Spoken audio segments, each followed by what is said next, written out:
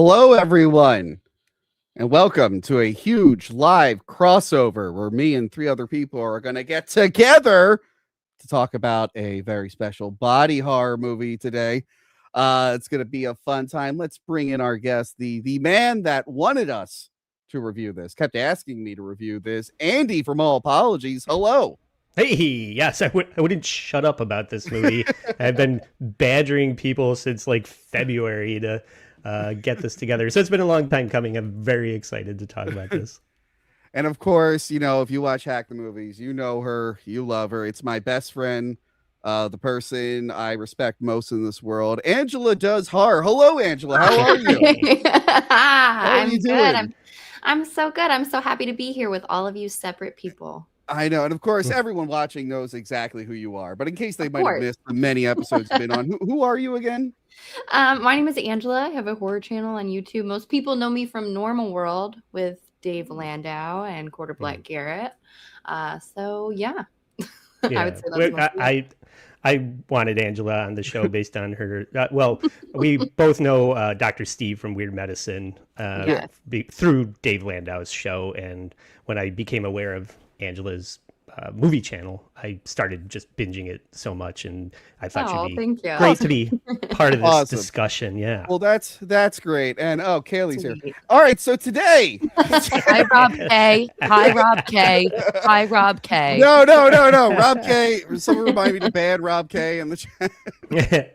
But Tony, I did, to mark the special occasion, I did create, when I realized that I had Tony from Hack the Movies and Angela does horror. The Tony and Angela connection inspired me to create an intro for this show. And I'm very bad with AI, so I think the quality of this video is gonna demonstrate that. But thank you. It's all for that. Thank you for the heads up, my audience that hates AI videos. All right, let's thank you.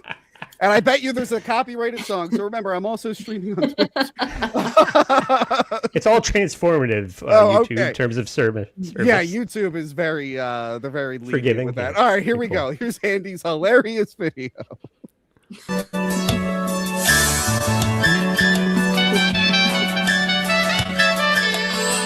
There's a time for love and a time for living. Take a chance and face the wind. An open road and a road that's hidden. A brand new light around the bend. There were times I lost a dream or two. Found a trail, and at the end was you. There's a path to take and a path not take. The choice is up to you, my friend. Nights are long, but you might awake. A brand new life, a brand new life, a brand new life around the bend.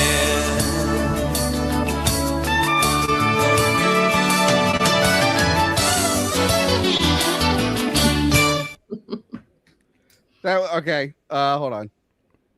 That was very transformative. The song in its entirety. Thank you, Andy. Thank you so much. I can't wait for all of us later on to have to clip that out after we get the notification. I think it was worth it. Okay. I'm glad you think it was worth it. Anyway, I worked really hard on that for it to look so shitty. Oh yeah, I really love that my jeans made up half of my shirt and then fused in with the jean jacket. Yeah. I'm sure that was because of the theme of the movie. Yeah. Well, based on the song, I won't make you play the other one, but AI did me so fucking dirty. I took a picture of myself from the neck up and it gave me jean shorts for no reason and these enormous, like, dirty teeth. And I was like, what the fuck? Yeah.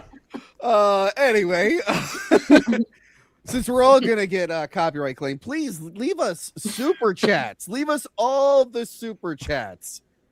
And whoever gets the most super chats on whoever's streaming wins. I don't know. Just a few announcements. One, please sign up for Patreon, patreon.com/hackmovies. Very, very important. Even if it's at the free tier, you get free videos and the free podcast feed. I will be at VHS Fest in July, but me and Kaylee and Joey C will be hosting Street Fighter, the movie, the screening, July 19th at the Rochester Comedy Festival. We all got outfits for it, and we're all eating ice chips for the next 2 weeks. It's going to be great. It's going to be great. Or maybe that's just me. As soon as I put my outfit on, I'm like, oh, God, I regret this entire decision. This was a horrible mistake. So keep an eye out for that if you're in the Rochester area. Okay. Who could that be? I don't know. Huh? Who might that be? I don't know. Who lives there? That reminds me, when I'm there, I got to get you guys. I got to record everyone in Rochester apologizing for a certain movie that was filmed there. But we'll talk about that after the stream. Stay off my beat, Tony. What the fuck? Together, a movie written and directed by Michael Shanks, who did stuff that I've never seen. Has anyone seen any of his stuff? No, and I think this was actually I think this was his first feature. Yes. Yeah, he wrote and directed this. Now, there is some controversy with this movie. Were you guys aware of this? There is a plagiarism lawsuit that's happening right now. Another guy apparently pitched this idea to Alison, Brie, and Dave Franco, and they turned it down. And it ended up being a film called Better Half in 2023. He claims that they stole the idea from him. They reject the idea. The writer of Together was like, I wrote this in like 2019 and stuff. The lawsuit is still ongoing, but like you can't watch Better Half. It played in festivals and like that's it. So I tried to look up what I could of it. And it's literally derivative of the same Greek mythology thing. So right away, it's not very original because you're taking from a Greek mythology thing, but like it's like a girl or someone who wants to be in love and then a polygamist, and it's just supposed to be a one night stand, and then they fuse together. And that's it. No. They turn into dick butt. I love it. That's like very different than Together, other than they fuse together. And if that's the case, then I don't know, Dragon Ball Z, Time Cop, and Society also are like they're all ripping off those three. So I don't know. The lawsuit is still ongoing, I learned. But I think it's a pretty weak case. The only bad part is that he pitched it to them and then they made a movie about people fusing together. That's like the only really shady part. But other than that, it just feels like the girl keeps saying The Matrix. She wrote The Matrix and she like 100% did not.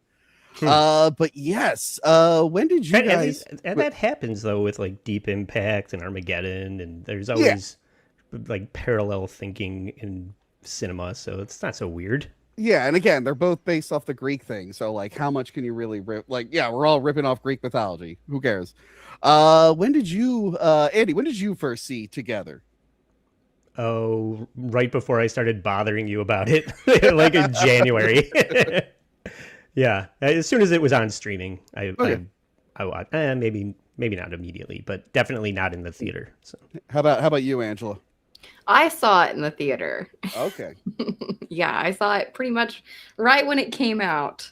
I was very curious about it. I really like it when people fuse together in fun ways, like Color Out of Space or yeah, that was a good one. Like, that was a good one. Two hot people fusing together. What could possibly go wrong? Yeah. Yeah, I remember. Did you do an episode about this on your channel? Have you talked about this at all yet? Yeah. Oh, you did? All right. I probably should have known that. Okay. And Kaylee, when did you first see this? I saw it for the first time today. Wow. 5 hours ago.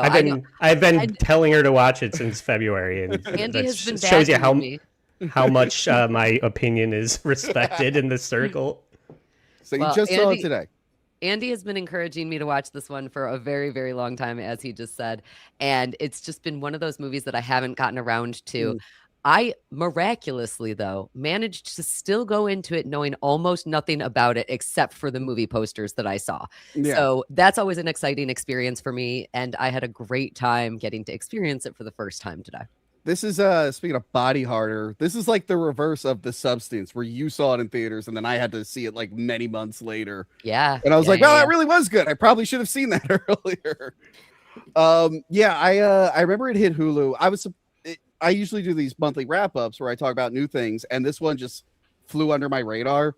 And people are like, put it on the wrap-up, put it on the wrap-up. I'm like, I already have the 6 things picked. I'll get to it eventually. A friend of mine, Emily, who I reviewed Bottoms with on Patreon. She like messaged me. She's like, I just put on Together and it had a dream sequence that freaked me out and I turned it off.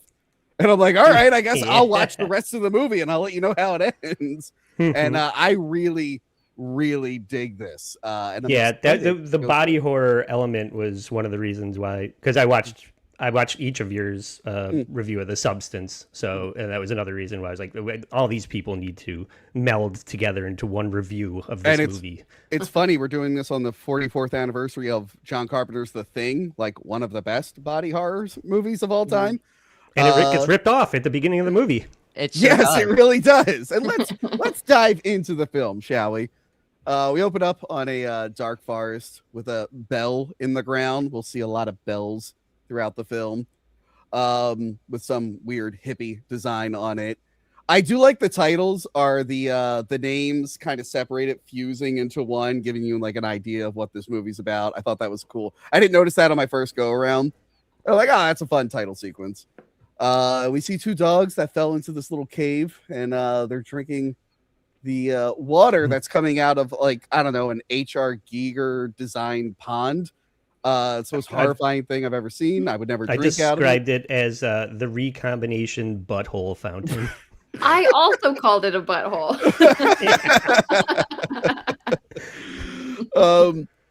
So yeah, they're drinking the water. Somehow they get out. I have no idea, because we see how all the other characters get out of this. I have no idea how these dogs got out.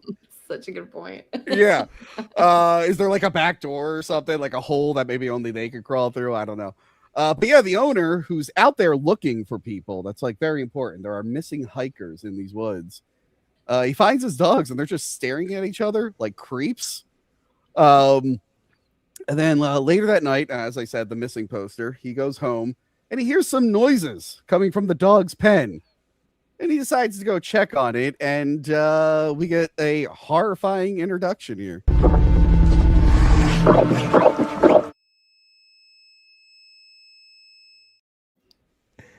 Get the flamethrower. Mac wants the flamethrower. I thought that was awesome. I remember seeing The Thing being just becoming my all-time favorite movie, and that sequence and from that movie being so just impactful, and to see it paid tribute to, and this was like, okay, I'm on board with this immediately. So I also like this because Kaylee, it actually reminds me of The Substance, the beginning where it shows you the eggs and tells you basically how everything works. We learn here. You go into the hole, you drink the pond, you fuse together. And I'm like, cool. Now we know what's going to happen to other people who do this. I was really inspired by the beginning of this film. It was a great title sequence. And you're right. I really do think that even the way that they have the title cards up as we're looking at the shots of the woods in the beginning is quite beautiful, and it's very simple. And then we get that super quick cut of the dogs melding and fusing together. And it's so fast, your brain almost doesn't have time to process it. And that is the perfect way to start out a body horror movie. Body horror is one of my favorite subgenres of horror. And it takes a lot to impress me, and it takes a lot to be unique about it. And so that opening sequence, again, Andy's point about it paying tribute to The Thing, but also just how quick and icky it felt, it was near perfect for an opening sequence. And I just always like when a horror movie, like this technically is supernatural. I like when it explains like what the rules are ahead of time. Be like, hey, this is what to expect. Get ready to see it happen in like a longer form. Angela, did you feel bad for the dogs? I guess, yeah. I have big questions about, like, which I guess we can get to a little bit later on, but like, do the dogs have to be soulmates in order for this to work? Or like, well, you know, I guess that's why they ended up like that. I guess that's true. They just weren't attracted to each other. Yeah, I have a lot of questions at the end. I really want to know the ethics around this evil cult. I'm calling them evil. They didn't really... They're not doing a good job with their magic pools, all I'm saying. And they really have to put more restrictions on it. But yes, we cut to our character. What were their names? Was it like Mike and Tilly or something? I just call them Dave and Alison. All of my notes. Millie and Tim. Okay, yeah, wait. Tilly, sorry, that was a spoiler. Tilly is what the special effects people called something at the very, very end. Yeah, so Tim is going through his records. They're having a going away party. Him and his girlfriend are going to be moving to the country. And he's a little bummed out about it, you could tell. He's going through his pictures, and he finds one of his parents who have recently died. And he's very upset about that, as you would be. So what's her face? Millie comes in and she points out that everyone's excited and they think it's funny that they're wearing they're like matching. They unintentionally matched for the night. And this is great visual storytelling where in the next like scene he's changed his outfit. So we're getting kind of an idea of where his headspace is, where he's like, I don't feel like I'm my own person anymore. This is like a slight way of rebelling. And they had to like really ugg up Alison Brie to justify Dave Franco's quarter life crisis. It's like she's amazing. You're lucky to be with her, and they also made him bored like, with it. They also made him all like scruffy and whatnot. And I'm like, that's not working. They're still ridiculously good looking. So yeah, everyone's having little conversations at the party. Millie's friend is like, "Hey, Tim kind of sucks. Are you sure you want to like be with him? He hasn't slept with you in months." Loser. So I actually struggled with this sequence, and again, I kind of went up and down with this movie quite a few times. You just described this moment where, the male character Tim, he changes his outfit because that's how much he wants to not be associated with his girlfriend, who he's about to move with. And then we go into these conversations where Millie is talking to her friend and Tim is talking to his friends. And the exposition in these sequences is just so boring and slap you in your face. And it drove me insane. And after having that great moment of him changing his outfit, I couldn't believe that this is where the relationship drama was taking me. At one point, it becomes so over-explaining that as Tim is talking to his friends, one of the friends says something like, when you started to date my sister, then I thought you were going to make her cooler, but instead she just made you suck more. And I was like, I don't need to know about these people's relationships. I don't need this level of exposition. I've already learned so much from watching him change his outfit. Why in the heck are you doing this now? I found this to be a very bizarre sequence. Yeah. I really think the only information we really needed was that his parents like recently died. Because that's probably like he was probably content with how they were before this, but I guess maybe their death like woke him up a little bit. He's like, "Oh no, what have I been doing with my life? Is this what I want to do? Life is so short. Should I be trying other things?" But this is some important information. They tell him like, "Hey, we want you to like make music with us again. You haven't really been making music. Do you want to sign with, or do you want to like get back on a label or something?" And he's like, "But I'm moving out of the city," and they kind of convince him to like come back into the city to work on it. But the problem is he's a man-child who doesn't try. Usually I defend all the asshole men in these movies, but between this and Obsession, I'm having a hard time. I'm like, it's kind of your fault, Tim. Like, you could get a license. You could just do this. Yeah. I feel like they were trying to pile on whatever, like 7 years of their relationship into 7 minutes. So it's pretty exposition heavy, so they can get to all the freaky stuff.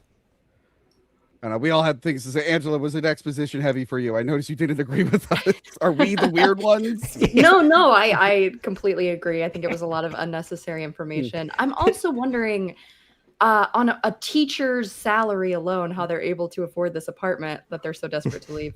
I just kept thinking weird. That. Like, where did she teach? I need to know. They're living off of an amazing teacher because people are seeking her out to come teach at their school. So she must be like the best teacher in the country or something. Yeah, and I don't know if there was like anything there where like maybe like her and her brother's family were like wealthy or something.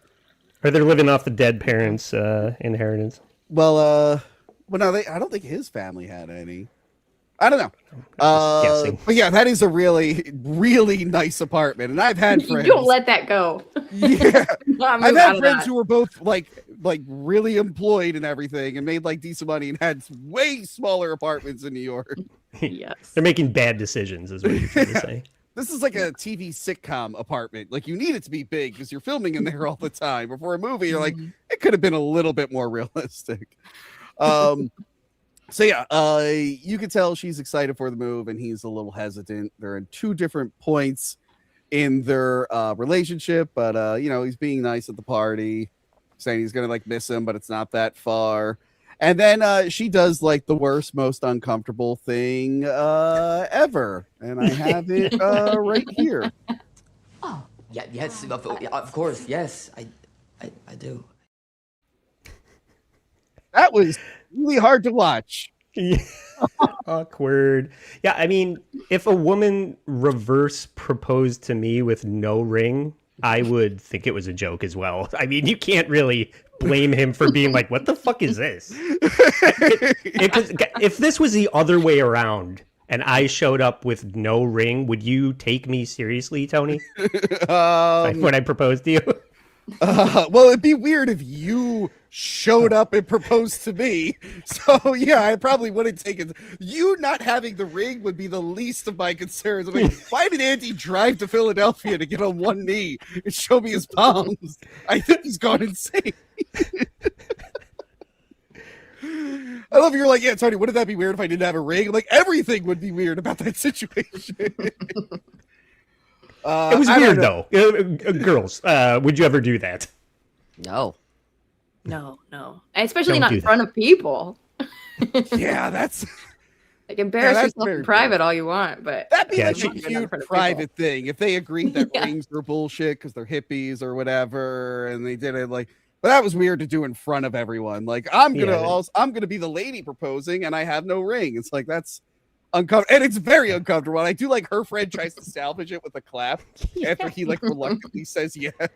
Yeah, she kind of did that to herself. Well, it's also a peculiar time for her to do it because again, she must have noticed that he changed his outfit. So is that not a cue? Maybe don't go on with your little proposal moment. I don't know.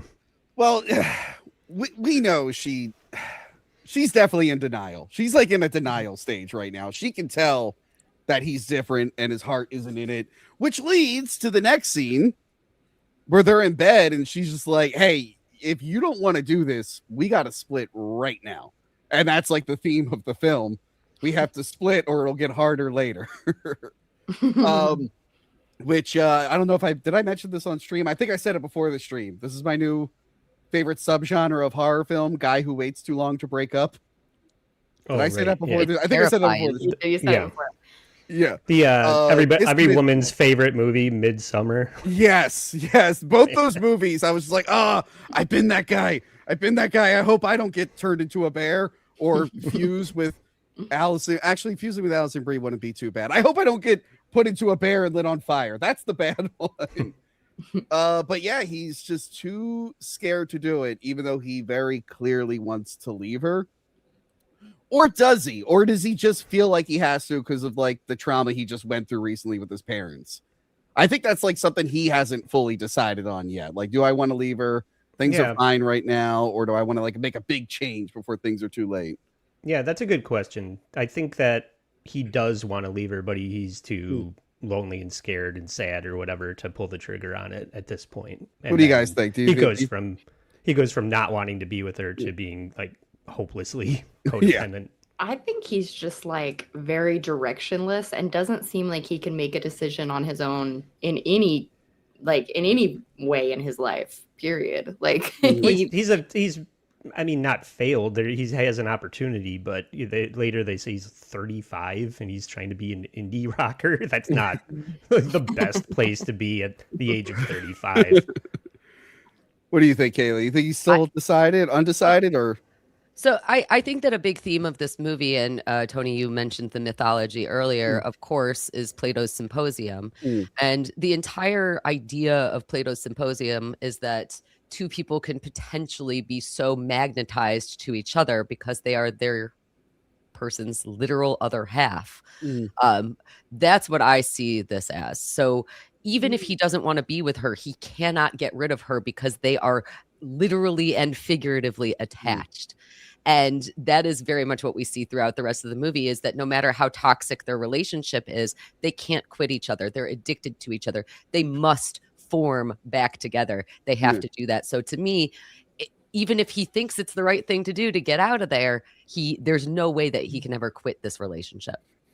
Yeah, and thank God he looks like Dave Franco, because being in your mid-30s and not having like a real job and having like a clown job, like, I don't know, reviewing movies on the internet, the dating scene's not great. Don't do it, Dave Franco. Don't do it. I mean, you'll have a better time than me, Dave Franco, but for anyone else, don't do it. Don't do it. It's a nightmare. Yeah, they were all making fun of him. Like, and I'm like, yeah, look at that musician. I'm like, oh wait, I talk about movies on the internet. God damn it. So yeah, he says like, no, it's fine. We'll be together. It's great. I'm excited about this future we're gonna have. And then he has a terrifying nightmare, which is where my friend texted me and said, I turned the movie off. I can't make it past the scene.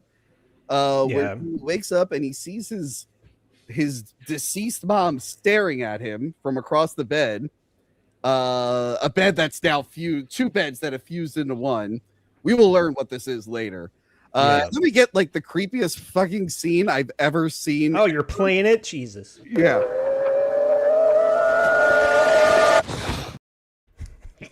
thing I think was horrifying. That gave me Ari Aster Midsummer vibes, like the carbon monoxide scene. Yeah, that reminded me of that. Yeah, it also reminded me of I don't know, it's probably in all the Grudges because they remade it 15 times, but like when the girl goes like under the sheets and the thing is in the sheet with her. It also reminded me of that weird, because there's really nothing like this in the rest of the movie, this kind of weird dream sequence. It reminds me of the dream sequence in Kaylee, remember Cobweb? Oh yeah. Remember there's that one nightmare sequence the kid has where like the parents all freaky and smiling? It reminded me of that. Yeah. You know, I don't think about Cobweb very often, but I did just recently text you about that because I was trying to remember why on earth a substitute teacher would ever act like he was going to get involved in kids' lives, because that reminded me so much of everybody's favorite lol cow, Stuttering John. You know, Cobweb would have been a lot better with Stuttering John instead of whoever was in that movie. Better is a challenging word there. So yeah, we cut ahead. They're moving into the house, into the woods. And you're right. What does she do for a living? Did they inherit this house or did they buy this house? I think they just bought it. Or is this his parents' money? house? Did they mention if this was the parents' house? I don't think it was, because he mentioned something about the rats. Oh yeah, wait, and they've never been in this area before. They're new to it. Never mind. I guess they had a giant apartment, and now they're moving into a giant house in the country. It was probably part of the super saturated exposition dump at the top of the film where they're explaining so much that you can't wrap your brain around any. Those house hunters things where it's like, she's a 35-year-old teacher on a 60K salary. He's a failed musician on a nothing. You know what they said? Their budget's $1 million. You know what I'm wondering? They said he was like on a label or something. Maybe he like made a bunch of money when he was young and then just didn't invest it poorly and like lost it all. That could be something. That could be something. I don't think she'd be as uninterested in him as she seems. If that were the case. As a woman, I think his backstory is that he wrote Baby Shark, so he's coasting off in the residuals. That's millions, though. You'd make millions after that. He would not be dating a school teacher if that was the case. He only wrote the keyboard melody. Not the he didn't own the rights. But yeah, they're moving in. We get Chekhov's Saul. Yeah. Foreshadowing Saul. Anyone? Yeah. We're like, well, that's definitely coming back later. Jesus. Yeah, and he smells something in a light in the hallway, and he pulls out a freaking nest of dead rats. Well, the Rat King. Which apparently is the thing that can happen. Rats' tails get all tangled. Did you see Cold Storage? No, I didn't. I just watched that on a plane when I was traveling, and there's a Rat King in that too. Oh. So I'm in Rat King. Was that the one with the Stranger Things kid, and there's like an underground lab? And Liam Neeson, yeah. Okay, it was fun. It was fun, but it's just fun. And yeah, I needed a break from Stranger Things kids and Underground Labs after that disappointing finale. However, the weird teeth kid from Stranger Things, he was in that pizza movie that came out, and that's like one of the best comedies I've seen in a long time. I feel like I'm in the minority, but I love that movie. It was hilarious. But yeah, this nest of rats completely terrifies him. We'll learn that it was like an old memory that he had. Yeah. Well, meanwhile, if you smell something rotten in a hole, don't stick your hand in it, okay? Unless she reverse proposes with a big diamond ring, then you can. But yeah, wait. So this lady, she's paying all his bills, and she didn't even ask for a ring and didn't even bring up. He really hit the jackpot with this lady, and he's like, "Ugh, not my style. I need to get out of this." I'm like, you should be really thankful, dude. But yeah, Millie goes to work, and she accidentally drinks this lady's tea or something. And she meets another teacher, Jamie, who's a neighbor of hers. He's like, I'm on the yellow house down the street. And right away, as I'm watching this, I'm like, that guy's up to no good. Yeah. Like, as soon as I saw him, like, up to no good. Don't trust that guy. Are we full of spoiler full on this show or what? We'll get to it, but that was just that was literally what I thought as I was watching it, because he's like, "Oh yes, I'm a neighbor, and I'm the only one being nice to you," and I'm like, "Oh, well, you're clearly the bad guy, or a bad guy in this movie of like 5 people, really." He also said that he's like partially responsible for her getting the job there, which is interesting. Oh yeah. Why? I don't know if there's like something hidden, like where he was like scoping her out or something. Oh, they could smell their own. Those two are perfect for each other. I could tell. He's again, there's a lot of backstory we do not have. He's cyber stalking their corny ass Facebook account. Oh, yeah, latent Facebook together. So that night, what's his face? Tim is working on his demos. Oh, yeah. I gotta mention this scene. He's looking at guitar tabs that show you where to put your fingers. By the way, I just want to point that out. Wait, isn't he like indie rock? I know. I was gonna say, wasn't he like a seasoned musician? What the fuck? Hey! As somebody that plays music, that's totally acceptable. Okay, I'm just saying the way they painted him, like he's this. Yeah. Oh, he's so good, and he's like looking at where to put his fingers. It just kind of made me chuckle. Or is it is he out of practice? Has he given up that much where he doesn't even really play anymore? Yeah. But she thought after months of not getting laid that moving into a new big house would get him in the mood, and it doesn't. It doesn't get him in the mood.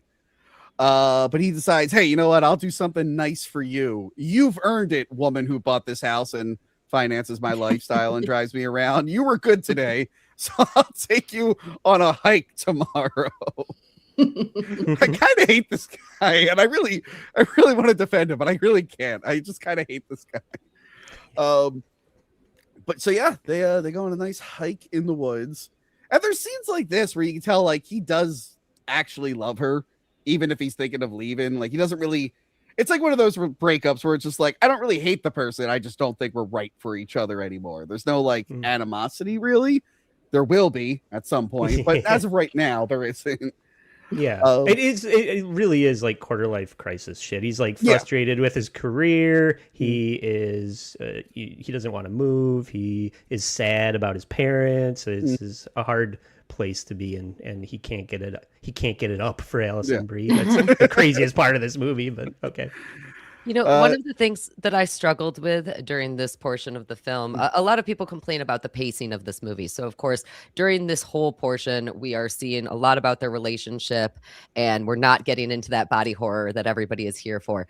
My criticism of this movie actually is the diametric opposite of what my praises were for Obsession, which is that Obsession is a horror movie where the relationship drama and the relationship scenes are almost more terrifying than the horror. And here in oh my God. Together. Thank you. Good God. Here in Together, these relationship sequences are so boring. I don't care at all about the fact that they are struggling. I found it extremely, extremely pedantic. I found it just... I didn't care at all. I didn't care at all. I thought that they were both unappealing and that they both stunk. And I didn't. I don't She know. certainly looks like she stinks. I don't know why they gave her that haircut. It's so bad. It just wasn't terrifying. It wasn't tension building. It didn't lead into the body horror that we all know is coming because, of course, the posters of this movie suggest that it is going to be body horror. I'm actually fine. I mean, the movie's only like an hour and 41 minutes. I was fine with the pacing. I don't mind these scenes.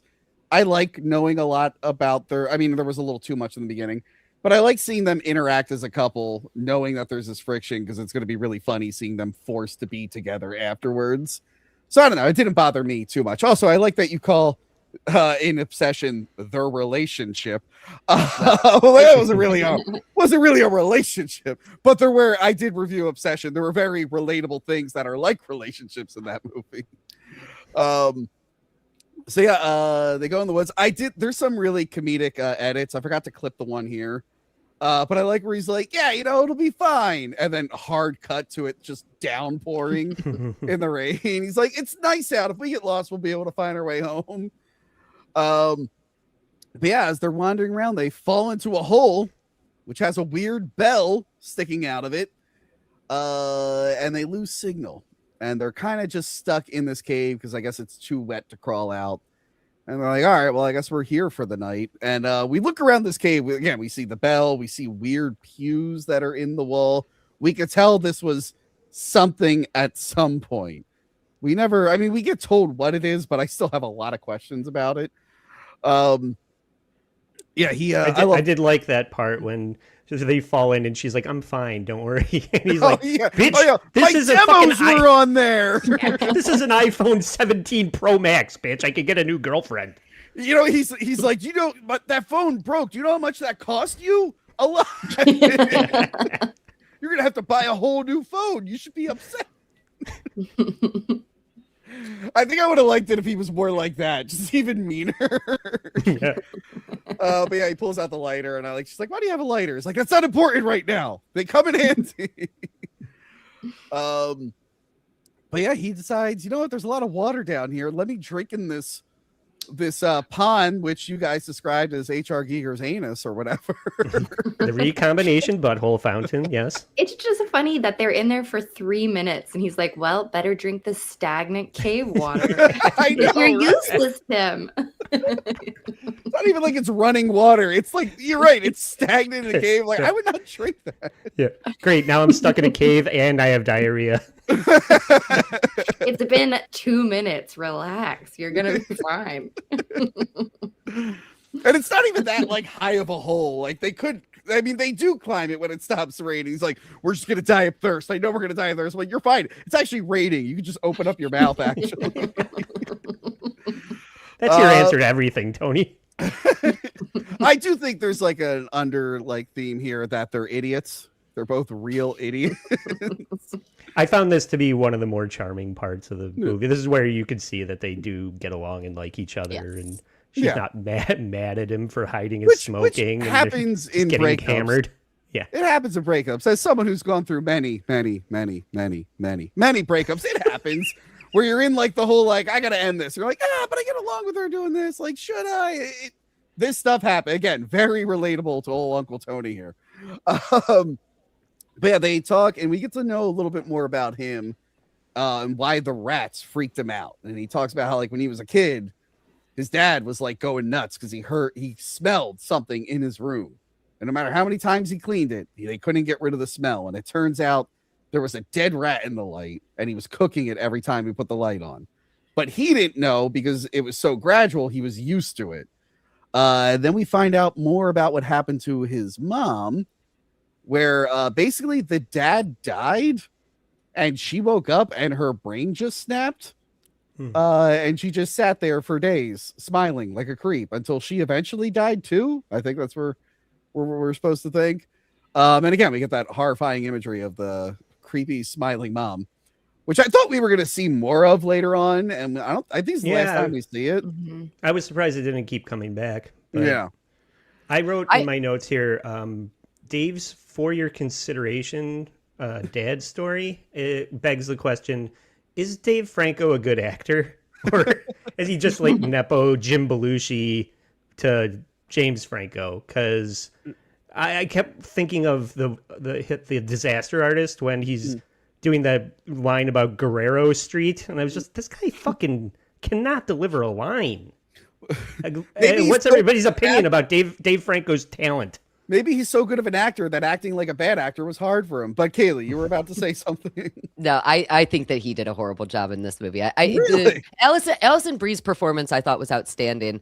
I had some issues with Dave Franco, but overall I was able to overlook it. I really enjoyed. So you guys are talking about the imagery of, the spooky mom face. Yeah. I was thankful that didn't come back. What I really loved that kept coming back was the concept of the stench of death. Yeah. And having to sit through that and experience that. I was very excited. That was really cool for me. So yeah.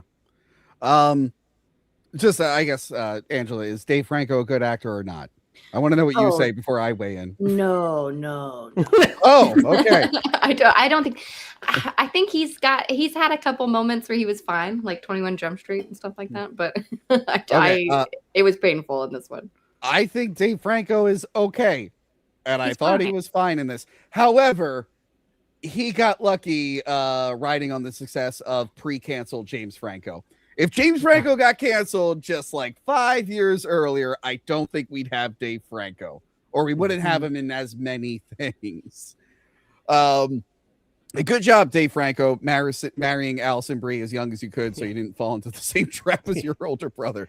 Is James Franco back yet? Has there been a James Franco revival yet? No, he's just recently said that he had aliens in his garage, and that's the first I've heard from him in a long time. So I don't know. That sounds like a great idea for a movie. I think that's just the Spring Breakers poster in his garage. Aliens in his garage. Now, was that part of the FBI files they released recently of all the UFOs? One of them was James Franco just showing his garage. I met James Franco in person for my old job. Did he molest you? No, I worked for a YouTube prankster called Ed Bassmaster. And I love him. Yeah, we were at an event where he was dressed as his character called the Creep. So it was actually I've actually talked about this on the show before. That was the same night will.i.am's agent yelled at me because he thought I was filming his performance. And that was the night I got screamed at by Miss Piggy's representative. Because I was just holding a camera and this guy came up from the Henson people. Was like, "You're not to film Miss Piggy below the waist. You're not to film the actor doing Miss Piggy's voice. You're not to this." And I looked at him like, "I'm not filming Miss Piggy at all. What do you want me to do? I'm holding a camera. I have nowhere to put it." But James Franco was there, and Ed, James Franco creeped the hell out of Ed, and then his assistant or whatever screamed at us. It was really funny. And then 2 days later, he got canceled. It was around that time. It was fresh. He was so freaking hungover. It was hilarious. It was because of you. You were calling TMZ on him. Just never forget him. Because I love the Muppets. I'm like, my one exposure with the Muppets is getting yelled at. God damn it. That night, after they were drinking the creepy cave water, he starts having nightmares, which honestly might be unrelated to the curse. It's probably a result of just drinking cave water. But yeah, he has this hallucination of the cave moving and breathing. And I think I have a video clip of that right here.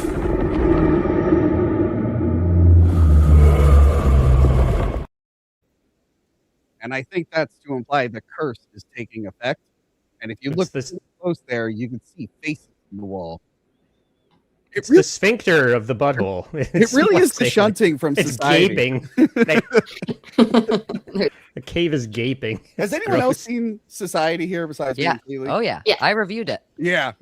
It does really, the cave, when you see it later more in the light, I feel like this was a previous shunting that went wrong. They just kind of left them there. So yeah, next morning they're able to get out of there. Oh, she reveals that she's been smoking too. So clearly they made it a goal to stop smoking together, and they clearly broke it. And I thought that was a cute moment where they're confessing to each other, yeah, we both broke the rule. So yeah, they want to get out, but their legs are kind of sticking together because of mildew, as he calls it. I do love later. He's like, I don't know what mildew is. I'm like, all right, at least he confessed it. Yeah, that is funny line. Yeah, Your stomach knows like, now. Yeah, that's like super glue though. It's like so this is when the you first super hint glue that- your fingers together. Yeah, that's it does look like that when you put glue together and like spread your fingers or whatever. Everybody loves to do that. It's so good. You can't say you don't love to do that. Well, okay, you're speaking of the present tense. I like doing it when I was 6. I mean, Okay, I was gonna say, how often are you just gluing your fingers and spreading? I'm unemployed, so every day, buddy. Some people consider me unemployed. Anyway, they pull their legs apart, and it's extremely painful for them. And I like that they're blaming each other, and it's just like clearly something happened that neither of you are responsible for. Well, they are responsible, but they don't know that they're responsible. Yeah, they get out of there finally. And then she does the old phone in the rice bowl trick. Now, there was something we have to mention. There is no internet here. So their phones are broken, and they are on limited data, which will come into play later when you're like, why don't they just call for help? Because apparently they can, and they only have one neighbor, I guess. I don't know. By the way, I feel like this phone and the rice bowl trick has never worked for me. Did anyone ever have success with this? Anyone try this? I've never had to. Yeah.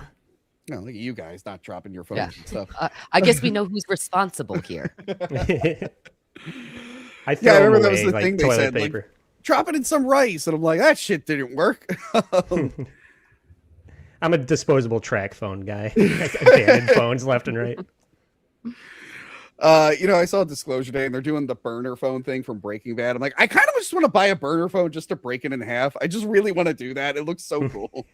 I want to make one call and be like, hey, the hit is on, and then just break it in half. So yeah, she asked for a massage before she goes to work, and we see this spell like come over him. I'm guessing he drank more of the water because it hits him early and like fast.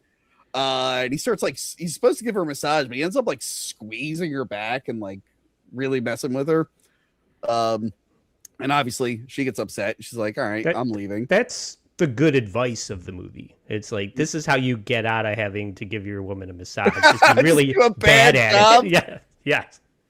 I karate chop my wife's back like Jet Li. She's like, I don't need any more massages from you. I'll just book a real one. Well, later on, we learned that she doesn't know how to cook. Do you think that's how she got out? She's like, I'm just going to cook like really bad, give him salmonella, and then he'll never ask me to cook again. But I love this moment where she's driving away and it's making his body like move. So she like makes a left and he hits his face on the wall. And he just starts jumping all around the shower. I thought that was really, really funny. To the point he like freaking cracks the tiles with his head, which I think the rest of the movie he'd be fucked. But apparently he's fine. I've done weirder things in a shower. It's fine. You've headbutted the shower wall. And then some. Yeah. So he goes to meet with and I don't know. Is this a doctor? This was a very unclear scene to me, but it resulted in him getting a prescription. So yeah, I'm guessing it's a doctor or like a therapist or something. This has to happen. This has to happen for my favorite part of the movie to happen. So wait. Yeah, what? So they don't have internet, but they've already got like a local therapist and doctor lined up. Okay, all right, priorities, I guess. So yeah, the guy's like, all right, is this related to your stress and your trauma and your mom who had I don't know, craziness? He's like, no, it has nothing to do with that. He's like, all right, here's some muscle relaxers. What is it? Is this Valium? He's like, it's called dioxepin or whatever now. Which is a joke that comes back later, the correct name of the drug. Yeah, he also tells about the missing couple. So, of course, he starts Googling the missing couple. And by the way, Kaylee, ever since we did the Nightmare on Elm Street remake, I hate all search engines. I want them to be Rocket Blast or whatever it was in that one. I miss the era of fake search engines. I think we need to bring those back. Say it looks for the couple. He realizes he doesn't realize yet. But he tells Millie about it. And they talk, their like last thing was like, we're on a hike or whatever, something lame. And he realizes their last post is, we took the plunge. and he could not be faking a smile more. I love that it's not even because he keeps saying like, "Oh, what will my last post be?" But that's not his last post. It's her post that she tagged him in. I like that setup for the gag at the end though. Oh yeah, she's like, "My last post. Can you make sure it's dying or be right back dying?" I'm like, "That's pretty good. Pretty good last post actually." My last post, which I like, people were just like, the last thing I say before I die is going to be something random, like a mystery, but there actually is no mystery. I just want to confuse people. Now I know something you don't. On my deathbed, I'll be like, it's in a cellar. They're like, what cellar was he talking about? I have no idea. So now you got all you assholes are going to be looking for it. It's under a big W. Their neighbor comes by, Jamie. He's like, hi, let me welcome you to the neighborhood. They're catching up. They're talking about the woods. They mentioned they fell into the cave. And he's like, yeah, I used to belong to like a hippie, dippy, commie, new age cult out there. And then Jamie's like, yeah, they were a new age cult. I don't know what happened to them. And right away, I'm like, you're a member. You're a member of the cult. Yeah. You're in the cult. You're the cult. Did everyone else have the same idea? Because there was never a point in time where that wasn't blatantly obvious to me. Yeah. And in case you guys missed it, he's wearing 2 wedding rings in a movie where people get fused together. Like, he's part of it. I did miss that. You did. I guess I'm an idiot. I did not notice that until you. They show it here. They zoom up on it later. Yeah. Yeah, they keep trying to do all these like misdirects with this guy. Like, oh, is he into her? Did his husband die? And at the end, it's just like, oh, it's exactly what we thought it was. It's exactly what we thought it was. It's not a mystery film, Tony. Well, his part is supposed to be. It's supposed to make you guess, but you call it right away. But yeah, this is where they have that uncomfortable moment where they're pointing out each other's flaws, and they're doing it in a jokey way, but then you can tell it gets serious. I feel like all of us have experienced this at some point in their past. We've all been in this. I mean, as the spectator. I mean, maybe we've been people arguing. I'm sure I probably was at one point, but I have more memories of being the spectator and be like, oh no, I hope they don't ask me to pick a side. And then the friend's girlfriend goes, do you think it's wrong? I'm like, oh, why did she ask me that question? Because you can't answer, I don't care, which is what I want to say. The scene is so freaking uncomfortable, and I got a clip of it here. So if it weren't for me, you'd know how to cook? And if it weren't for me, you wouldn't be the only 30-something without a driver's license. Jamie handles that scene so masterfully, though. So Tony, you just talked about like being that third person watching this couple fighting is so horrible, and Jamie does it perfectly. He says, it sounds like you guys complete each other. It sounds like your strengths are weaknesses and your weaknesses are strengths. And I was like, oh, I'm going to use that. Thanks, Jamie. No, the situations I'm thinking of, that would have just sounded like nonsense. It stopped them. It worked. Yeah. So that I can't talk about the specific situation because my one friend actually watches the show. But thank you for that 4th of July. It was great. The other guy that is the cult creep guy. His name's Jamie, like an asexual name. That's funny. Like, yes, it's Pat. It is a gender fluid name. I know. Yeah. So he leaves, and then Tim is just like, I gotta make out with my hot. What did she call him? Her boy partner. Like, she won't say fiance, even though at this point they should be engaged, and she won't say boyfriend. She went with boy partner. Yeah, so they're just going at it, and then their lips get stuck together and they rip apart. Which, of course, she's like, "You bit me." And it's like, that was definitely not a bite. So, and then she I like that line where she's like, if you don't want to fuck me, just tell me. Like, she's definitely like fed up with it. You can tell she like was tolerating it for months, and now she's like, all right, I'm done. You gotta get in there or not. But that night, I didn't understand. Sorry, I didn't understand about the like. He's like biting her lip and all over her, and she's like, well, if you don't want to have sex with me, it's just like, I think you're misreading all of the signals. Like, where did you finally making a move on you? Like. Sorry you weren't into my biting move, but some chicks are. And she's like, you bit me. And he's like, no, because he acts like he got bit too. And she just totally ignores that. She's not very bright. She's not very bright. However, I will say, I do love later on she apologizes for all of this. I'm like, you know what? Most women wouldn't apologize. But I like that she was like, you were actually right. I just want to You were right the whole time. I'm glad she gave him the W there. Now that with the benefit of hindsight, she's like, I was wrong. But this is creepy where she wakes up at night and she turns the light on. He's just ingesting her hair. I fucking hate hair related horror gags like this. This was my least favorite part of the movie. What, as this opposed creeps to you like out? the mom nightmare or all the other freak out things. This is my eyeball or shark part of the movie. Angela, don't say what scares you. For the love of God, do not say what scares you. I know, now I'm gonna get hair Your fucking audience shit in my will- feet. Your audience, I've been dealing with maybe 8 years of stabbed eye and eye injury stuff that gets sent to me all the time. Kaylee gets sharks constantly. Okay. I remember Kaylee had this one friend who said, "Hey, I'm going on a date. Can you look at this cool outfit I picked?" And then this asshole sent a picture of him in a shark costume. We're not going to name names on who that was. So don't, for the love of God, do not say what your biggest fear is. Also, Andy, I'm just going to full screen this. Thank you. Andy, I like that you called it a gag. It is technically a gag. But yeah, this is pretty freaky though. No, am I the only one that hated this? No, it's freaky. I mean, hair stuff doesn't freak me out, but this is a freaky scene. Because he's doing it like subconscious, like his eyes are open, but I don't even think he's awake yet. And it's like a vacuum. It's like, oh, it's so gross. But then again, she like gets up and he's like coughing and freaking out. And she's like, "Why are you eating my hair?" I'm like, "Lady, there's something wrong with him. Like, there's clearly something wrong with him. You need to, like, against his own will, get him out of there." Switch to slide 2.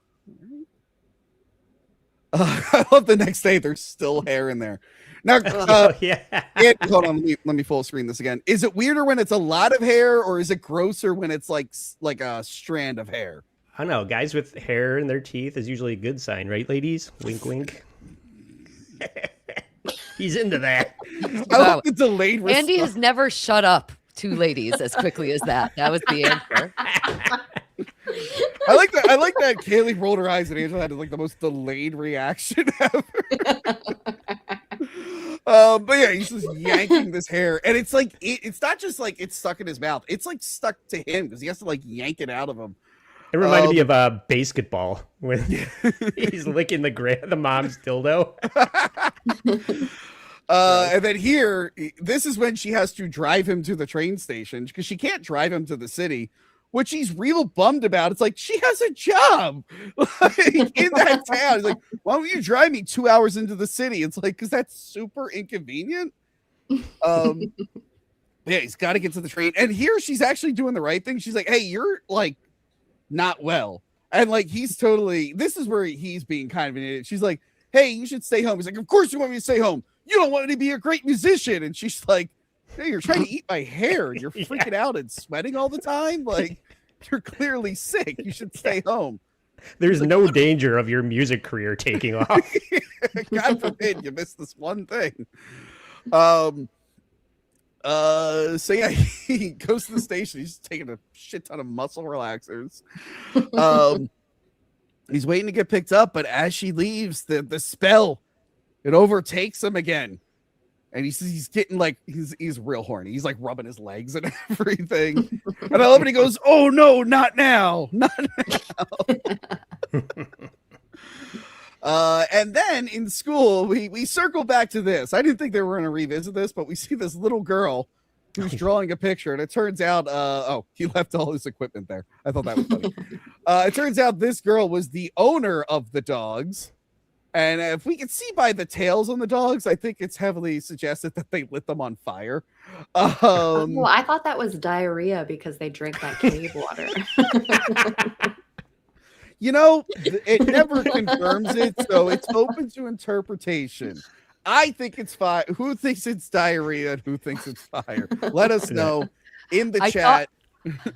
I previously thought that it was fire, but I like Angela's take on this one. I'm going with that. Yeah.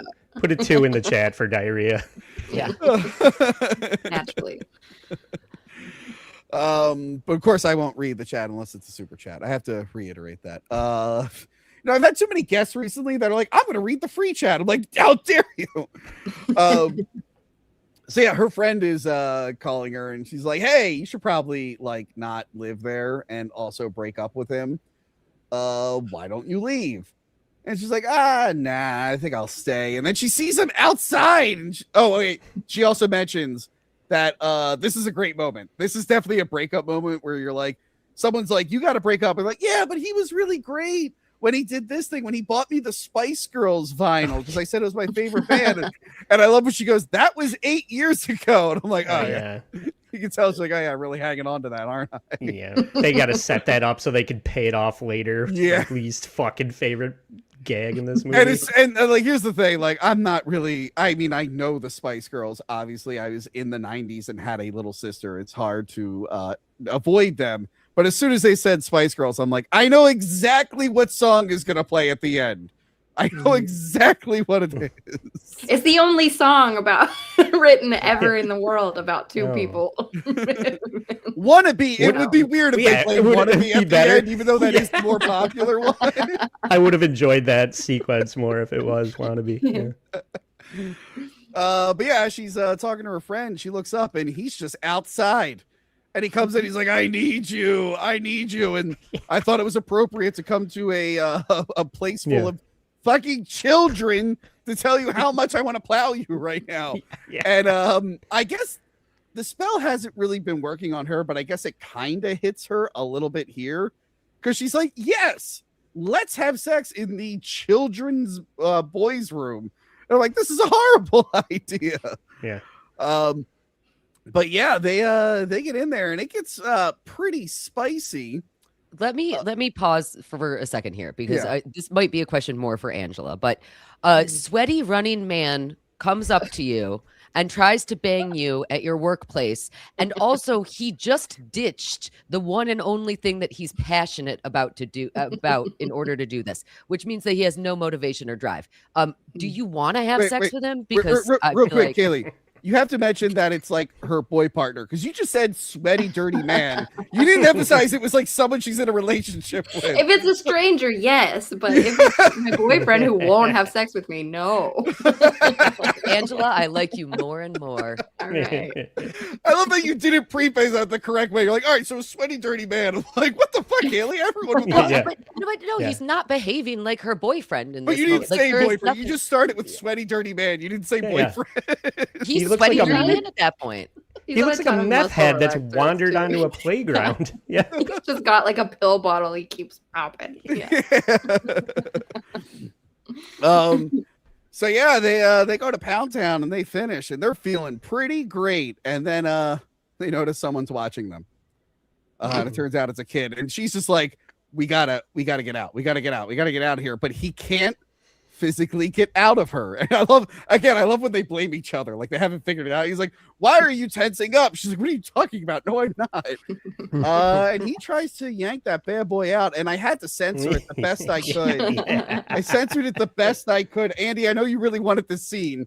Well, this is the reason I've been bugging Kaylee for the last 6 months to watch this is I was like, body horror, Plato's Symposium, because she brings that up more than a couple of times in the last couple of years, and this scene. I was like, have you seen it yet? Have you watched it yet? Have you fucking watched it yet? Exactly. Andy knows what I like. Real quick, let me see. What was the okay? Shank's partner. His boy partner or girl partner? Yeah. It said for a minute I was just like, wait, is the director, writer gay? I guess he is because it says partner. Oh no, girlfriend. Since 2010. Well, it just says partner. I don't know if it's business partner or his girl partner, but it says where? Oh shit, I just lost it. Hold on. Shank's partner. Thanks for picking this really flattering photo of me. Shank's partner, who worked for a sex toy company, supplied free lifelike prop genitalia for use in this scene. So basically, she gave him like a prop dick, and then they like dressed it up and made it look real. Yeah. It looked a little too real, but this was. Oh, I was surprised that the prosthetic was so big. It's like even the part that wasn't in was still twice as big as a regular penis, right, ladies? Of course, yeah, yes. What I really loved about this sequence, and we got to see this a little bit earlier in the massage sequences, we got to see it in some of the Dream Lake sequences and with the hair. The effects for this movie truly are the success of it. And if you are going to do a modern body horror film, I need to have that. And I really liked this sequence because of that. It felt very believable to me because everything was so life-size and accurate. I'll say that about this part effect, but when we get to the third act, I'm gonna hard disagree. Yeah, there are definitely some things that do not function correctly. However, overall, I really liked a lot of the effects. Yeah. But yeah, this part's hard to watch. And like this was rough where she looks at him and she's like, I'm really sorry. And he's like, what? Yeah. And she just pushes him out. I was like, oh my God. And the whole time, like, don't show it. Don't show it. Don't show it. Thank God they don't show it. But then it gets worse because the kid comes back with the teacher, Jamie. So what's his face? Tim is just like on the toilet seat, trying not to scream about his like dick being ripped up. She walks out and she's like, oh yeah, I had a problem. And I think Jamie like sees the blood dripping down. He's like, oh, she must have had like a woman problem. He like tells the kid to like go back. He's like, all right, get out of here. Go back to class. Everything is fine. But as he walks away, he sees Tim getting out of the toilet. I'm like, ooh, that's bad. That's really bad. Cut to her freaking out. She's like, what did you do? Like, you haven't touched me in months. You show up at my work. I could have been fired or arrested. Yeah. They're both on a list now. And he's like trying to tell her, like, there's something not right. Like, we're fucked since we went to that cave. And she's just not having it. So yeah, she goes down the street to Jamie. And we see her ring a bell at the door, but we don't see what the bell looks like. And I'm like, bad guy. Bad guy. We saw bells earlier. He's bad guy. Who fucking has a big goddamn bell in this day and age? You walk past all the three part of you are though gonna where be like, oh, we have bells. What are you talking about?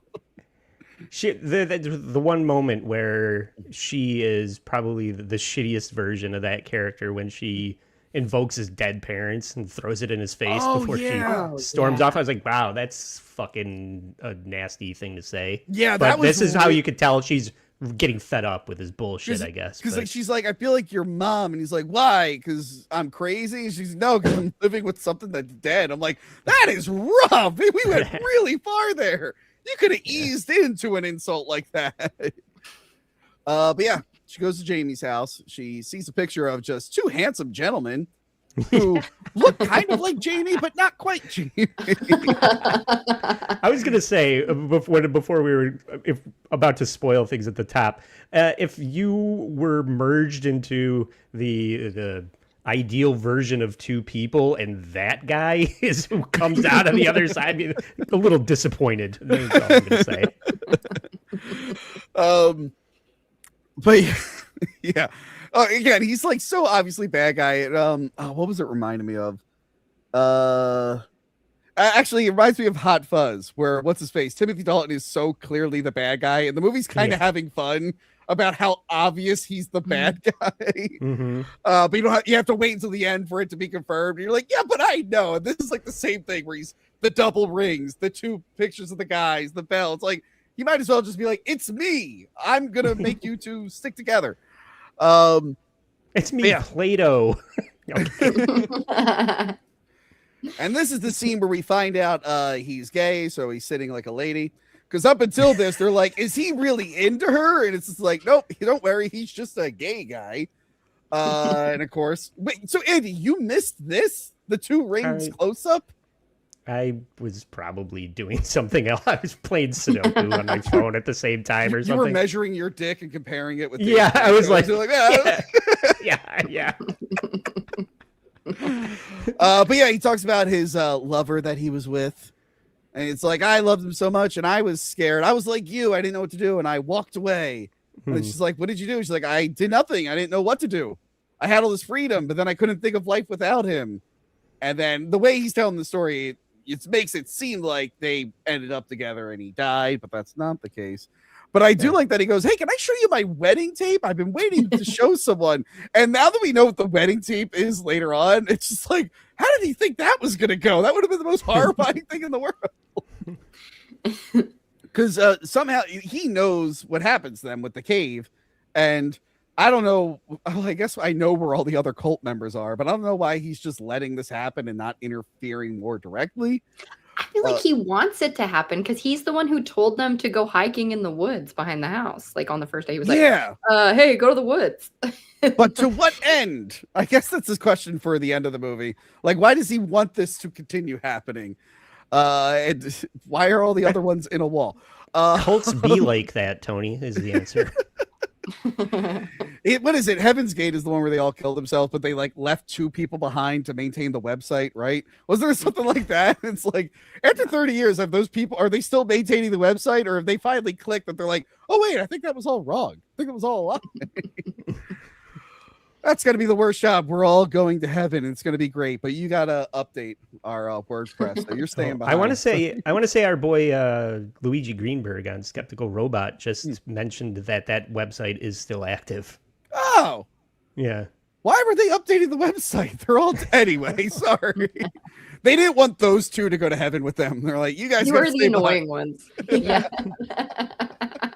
It's really important. Jesus wants you to update that website. My heaven does not include you.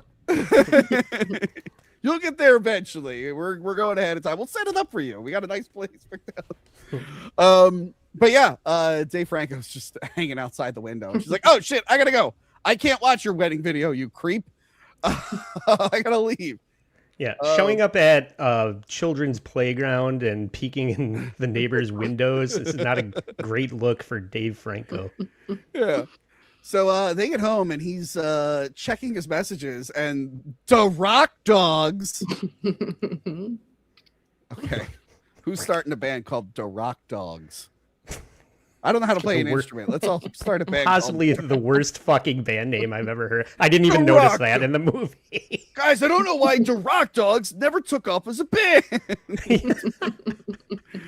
But yeah, I love they're like, hey, did you get in? How far away are you? Rehearsing? They're like, the one guy goes, you better be dead. Since you didn't show up.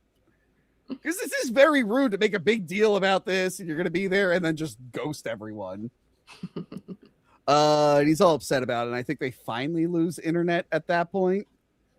Where am I at here? Oh no, yeah, he does a little bit more checking, and he sees the people got lost right around where they fell into the cave. And he's like, okay, wait, I think I figured something out here. And he's like looking at the picture of them. He sees the bell. While this is happening, you hear a bunch of noises upstairs, and I forgot to clip it. But I love that he's on the computer and like the camera just looks at the ceiling and you hear like the thump and the thud. I'm like, oh, that's really cool. Cause he's like, you know what's happening. And you're just like waiting for it to like pay off. And she shows up on the other side of the glass door, just like spazzing out. Yeah. Isn't that like a screenwriter's best development since Sliced Bread, that they don't always have to have a scene where Jennifer Love Hewitt goes to the public library to figure out who the killer is. Now they can just use the internet at home. It's such a shortcut to screenwriting. More microfiche. It's so easy now. Yeah. Oh crap! Did I miss a clip? Hold on. I see a clip here, and I think I might have missed something. I even started to miss the fights we had. Sorry, I put that in earlier. I wanted to It's really worth it. Huh? It just reminded Tony of all of his previous relationships. Hey, sorry, there was a reason I clipped that. Backtracking to that previous scene. When he went, I missed all the fights we had. I'm thinking of every breakup I've had. I've never once missed a single fight. That was the weirdest thing. I'm like, no. Even if I missed the girl and I was sad, I never missed the fights once. I never want to revisit those. That was the dumbest thing this guy could have said. Maybe he's regretting fusing, spoiler, with his other self, and he wants to fuse with these people or something. Anyway, back to the scene we were talking about.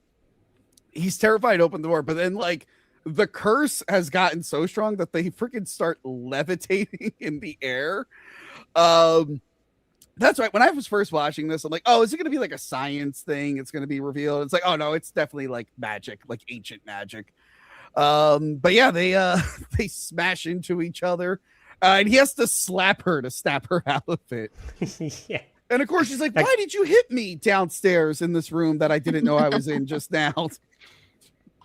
Why do I feel like I've been headbutting a door? And why does my back hurt? Like I slunk down a bunch of stairs. Yeah. I like this is the other useful information that the movie gives us. The cure to sleepwalking is the Sean Connery treatment. But he tells her like, hey, something happened in the woods. Those people went missing. I think we have to stay apart. And she's like, you don't want to be near me. He's like, exactly. We shouldn't be near each other. Something happens when we get close to each other. And she's just like not getting that he means literally. She's like, you just want to break up. He's like, that's not what I'm talking about. And I like that he goes, look, just touch my hand. I'll prove it. I'll prove it. And she just doesn't want to hear it. And we get this moment where she gets up and she just tells him like, I don't want you. But she doesn't like say you to be here. She's like, I just don't want you. Because we forgot to mention her parents are coming on Sunday. That's like a ticking clock element there. But basically, she's done with him. Probably because he got stuck in her vag and then slapped her across the face in the same day. I'd probably be fed up too at that point. Some girls are into it. But I like this little moment. Again, it reminds me of The Thing where like the blood from her nose starts making its way to him. Like, oh, that's cool. That's cool. Again, another setup for something we'll see later on. So yeah, we get the I love you, okay. Like, oh, that's a rough one. Yeah. That's a rough. Again, another very relatable one on the receiving end, the one who also had to do that at some point. The okay. I'm like, I don't like hearing it. I don't like saying it. Feels wrong. But yeah, they're sleeping in other rooms. And then he wakes up and he's just sliding on the floor. The curse is now magnetizing them. This is the point where it's almost to the minute, like the third act, so the last half hour of the movie, when things go into overdrive. And this, when I saw it the first time, this movie becomes a comedy to me at this point. Like so many things made me laugh out loud from this point on. I feel like at some point they're like, hey, we know a contortionist we can get for the movie. They're like, get her in here. Get a lady contortionist. We're going to make Alison Brie look like she's falling behind and her legs are all going around her. But yeah, their fingers start to fuse together and it looks so awesome. And then hold on. I got an example of it actually.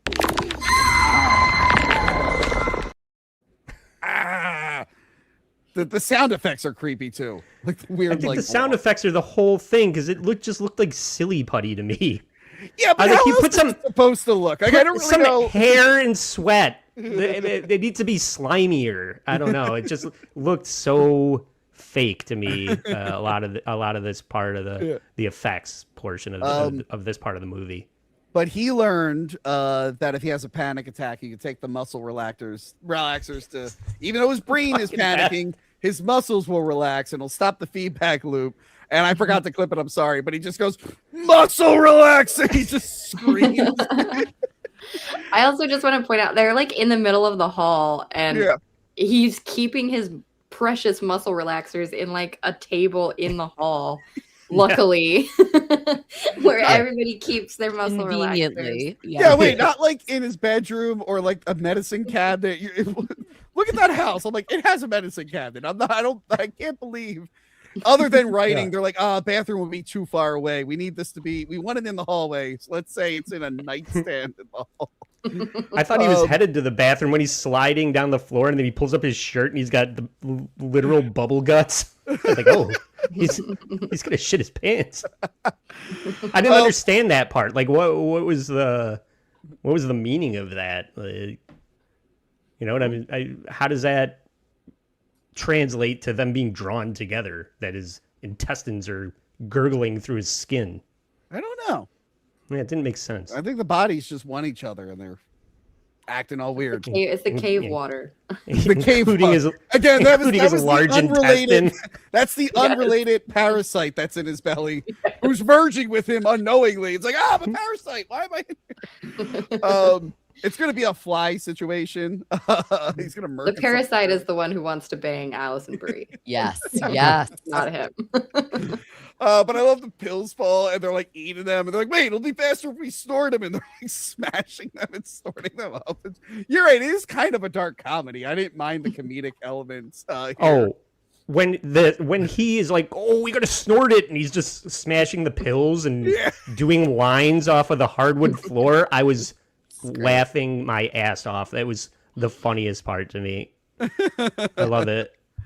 Yeah, watching them really try to get those muscle relaxers into their system as fast as they possibly can. That was a genius moment. That was good. But he wakes up and he looks on the table, and there we have it. We have the saw, so we know what's happening. She's taped him up to a chair. He's like, hey, what are you doing? And we see that their arms have now fused together. But the muscle relaxer stopped it. And she's like, hey, they're going to wear off soon, and it's going to start again. So we got to make sure we stop this. This was when we were talking about how I thought the fusing of the hands together looked corny and fake, and how they could have made that cooler. I was thinking about it. And if one of them had a tattoo and that started to like go across to the other one, that maybe would have been a better sequence for me. But this looks not bad, but not good either. I don't know. This doesn't look, it looks fake as fuck. A lot of this. I don't know how realistic it could look, to be honest, without looking too rubbery in like with modern cameras and whatnot. I know like older films, you know, you had like darker lighting and stuff, but yeah, I don't know how you shoot this in the daytime and not have it look insane.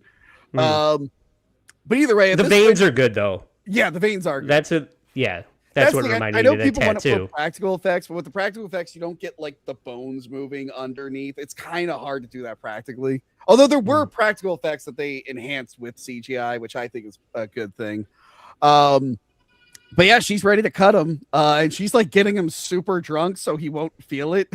It's like, it's fine, but then like they're sharing the same blood, so she's like, oh no, I'm drunk now. He's like, oh god, and you're left-handed. This is gonna be terrible. And I love that she turns the saw on and almost just cuts his head off. Yeah. She like flies it in the air. And this was a great moment where she's about to cut. She's just like, oh, by the way, I'm so sorry. You were obviously right. He's like, I don't care anymore. Just cut it off.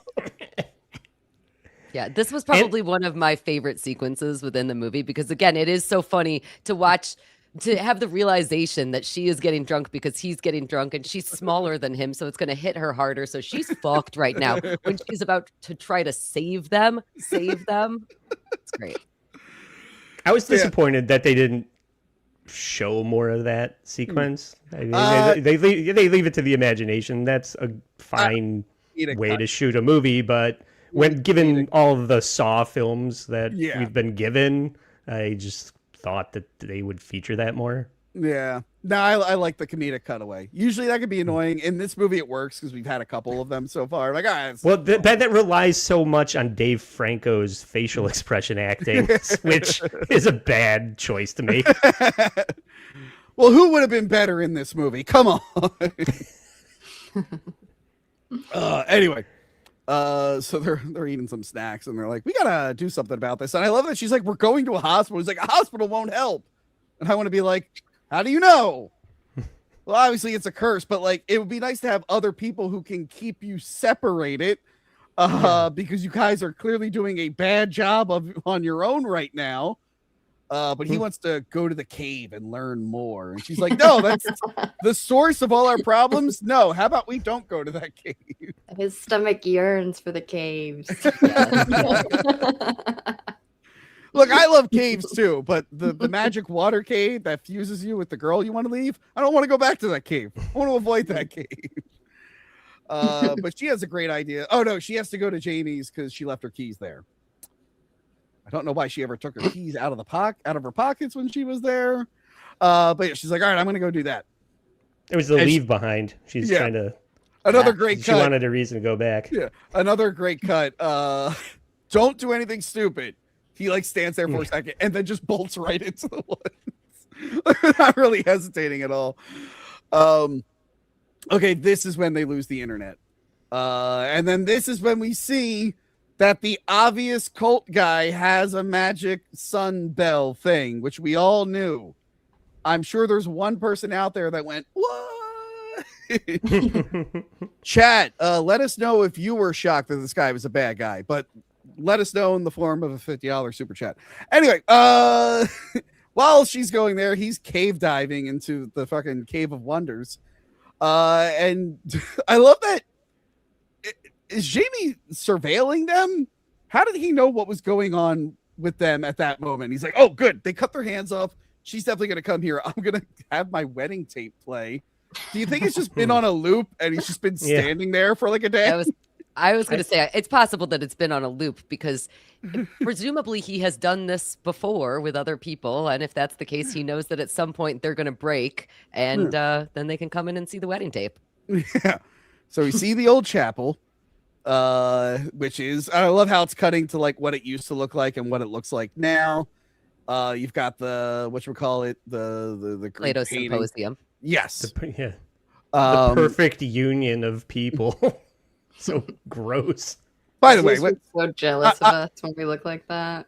I'm sorry, but Plato is an idiot. That's a totally impractical design. Zeus was right to stop it. Zeus was like, that's horrifying. Let him have. Butthole to butthole. That's a bad design. Also, it's super weird that this like crazy thing that Plato figured out and this ancient magic just exists in like fuck ass Pennsylvania of all places.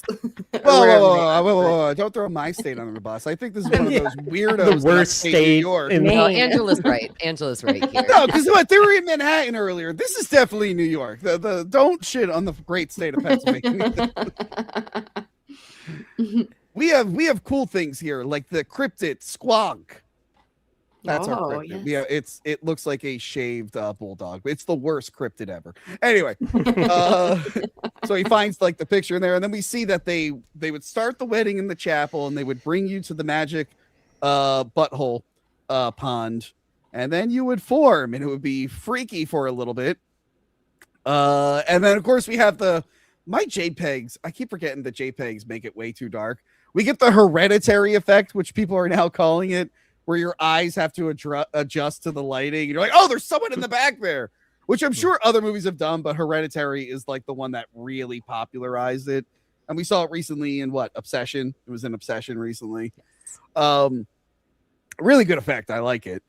But yeah, he's standing there in his cult outfit and he's like, I know what's happening. You should totally fuse with your boyfriend who you said you wanted to leave. I think it's a great idea. It's awesome. And then we learn what happens if you're two unlucky assholes who have no idea what the rules are and don't know what to do. So we find the campers and they fused into one being, but since they didn't accept the fusion because they don't know what it is, and this asshole cult member probably hasn't gone to the cave to let them know, they're probably just resisting it constantly, and they've turned into this horrifying blob monster. The Cronenberg that's on loan from the Lloyd Kaufman collection. This is when I was complaining about the effects before. I saw this creature. This is awesome. What are you talking about? Yeah. It looks like something I could make. I don't know. It's it's great. And it looks kind of like the painting too that they show. It's gross, but I don't know. But I love that he warns her. He's like, yeah, I got another great cut where he's like, hey, you're really gonna want to you're really weird necklace. But he's like, yeah, you're really gonna want to not fight. You wouldn't like the alternative.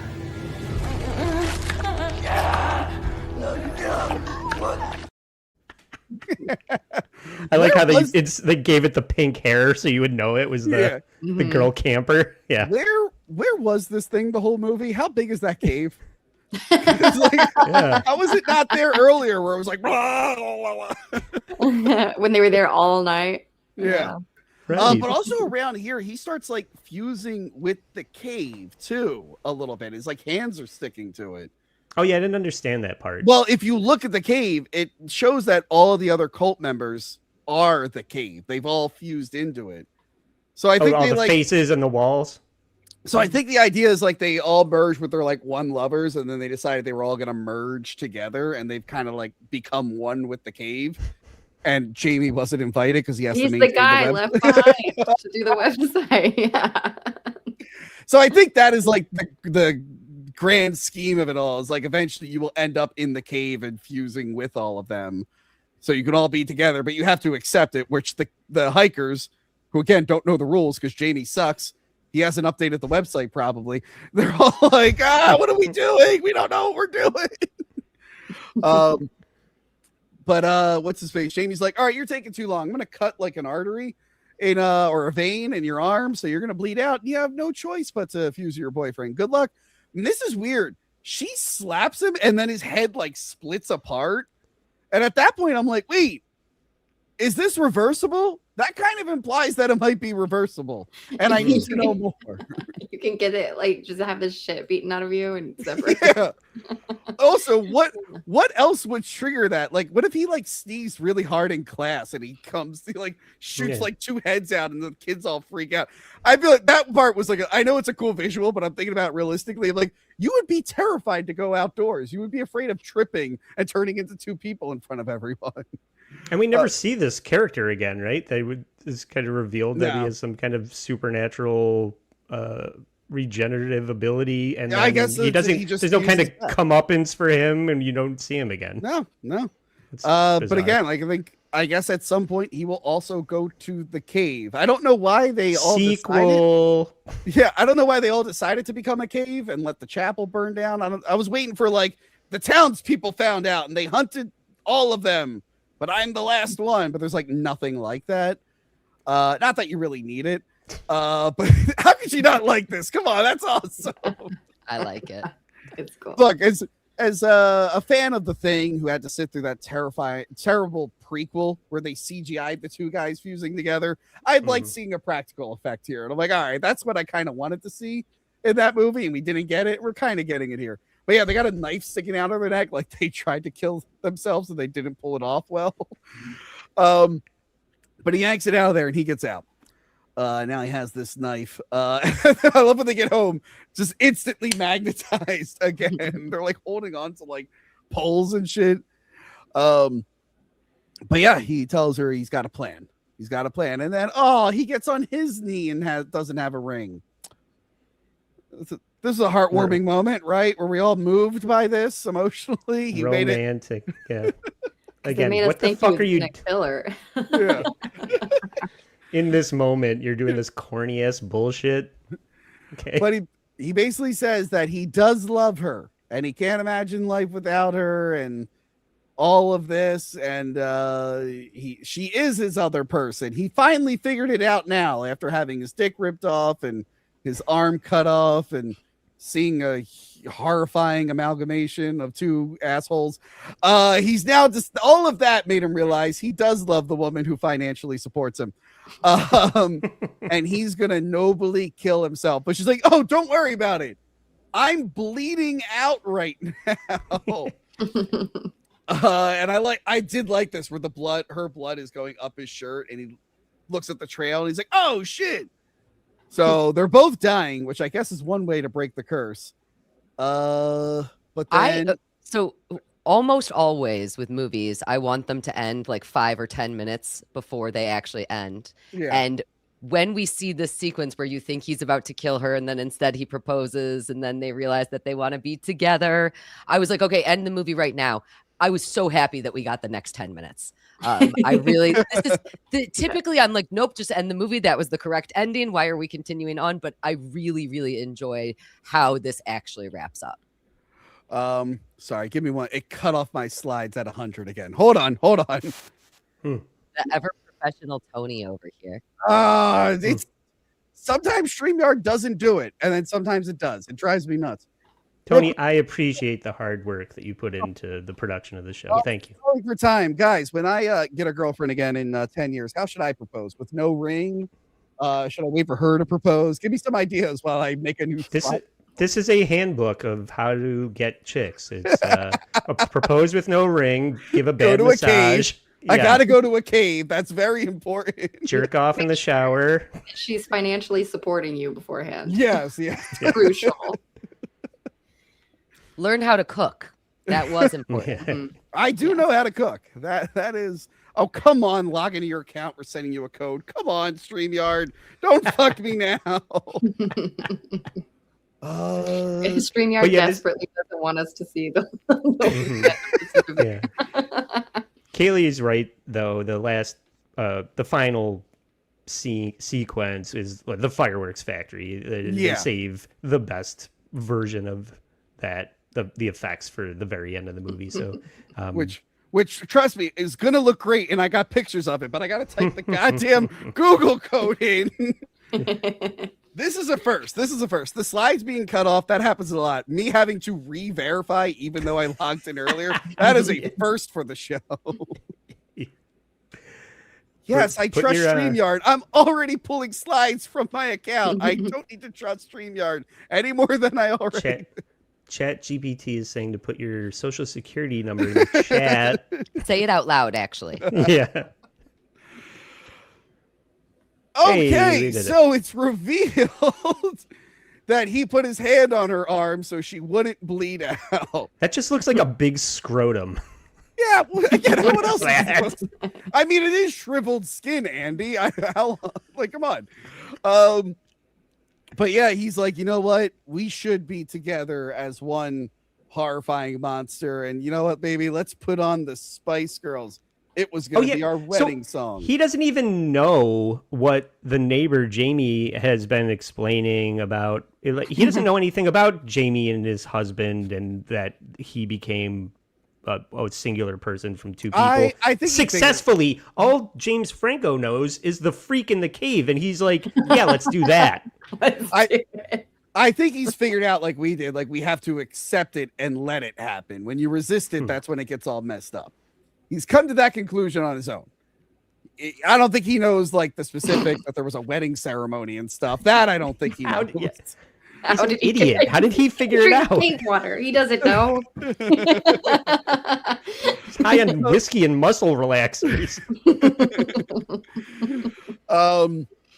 So yeah, and also like if he didn't do it, she was gonna die, and he can't really cut himself up again. So he's like, hey, let's try it. Let's try to be one horrifying blob. But yeah, he pulls out the Spice Girls vinyl, which I knew they were going to pick that song, but there was a moment where I'm like, I wonder if they cleared the song. And then I saw the album. I'm like, oh, we're about to get that song. There it is. He puts it on and they're like, all right, let's do this. And then you see Alison Brie tits for 10 seconds. Very happy about that. And then they start mutating and morphing into one horrifying abomination. This is cool. I do like that. Again, this is something you can't really get with practical effects, where you get like the fingers moving underneath. Oh, that's awesome. And thank God her hair covered up her nipple. I just realized I didn't censor that as well as I should have. Thank God for Alison Brie's hair, or that would have been a problem. And then we have the reason I didn't really want to see this movie originally. Because as I mentioned earlier, don't mention eye injuries or creepy eye stuff.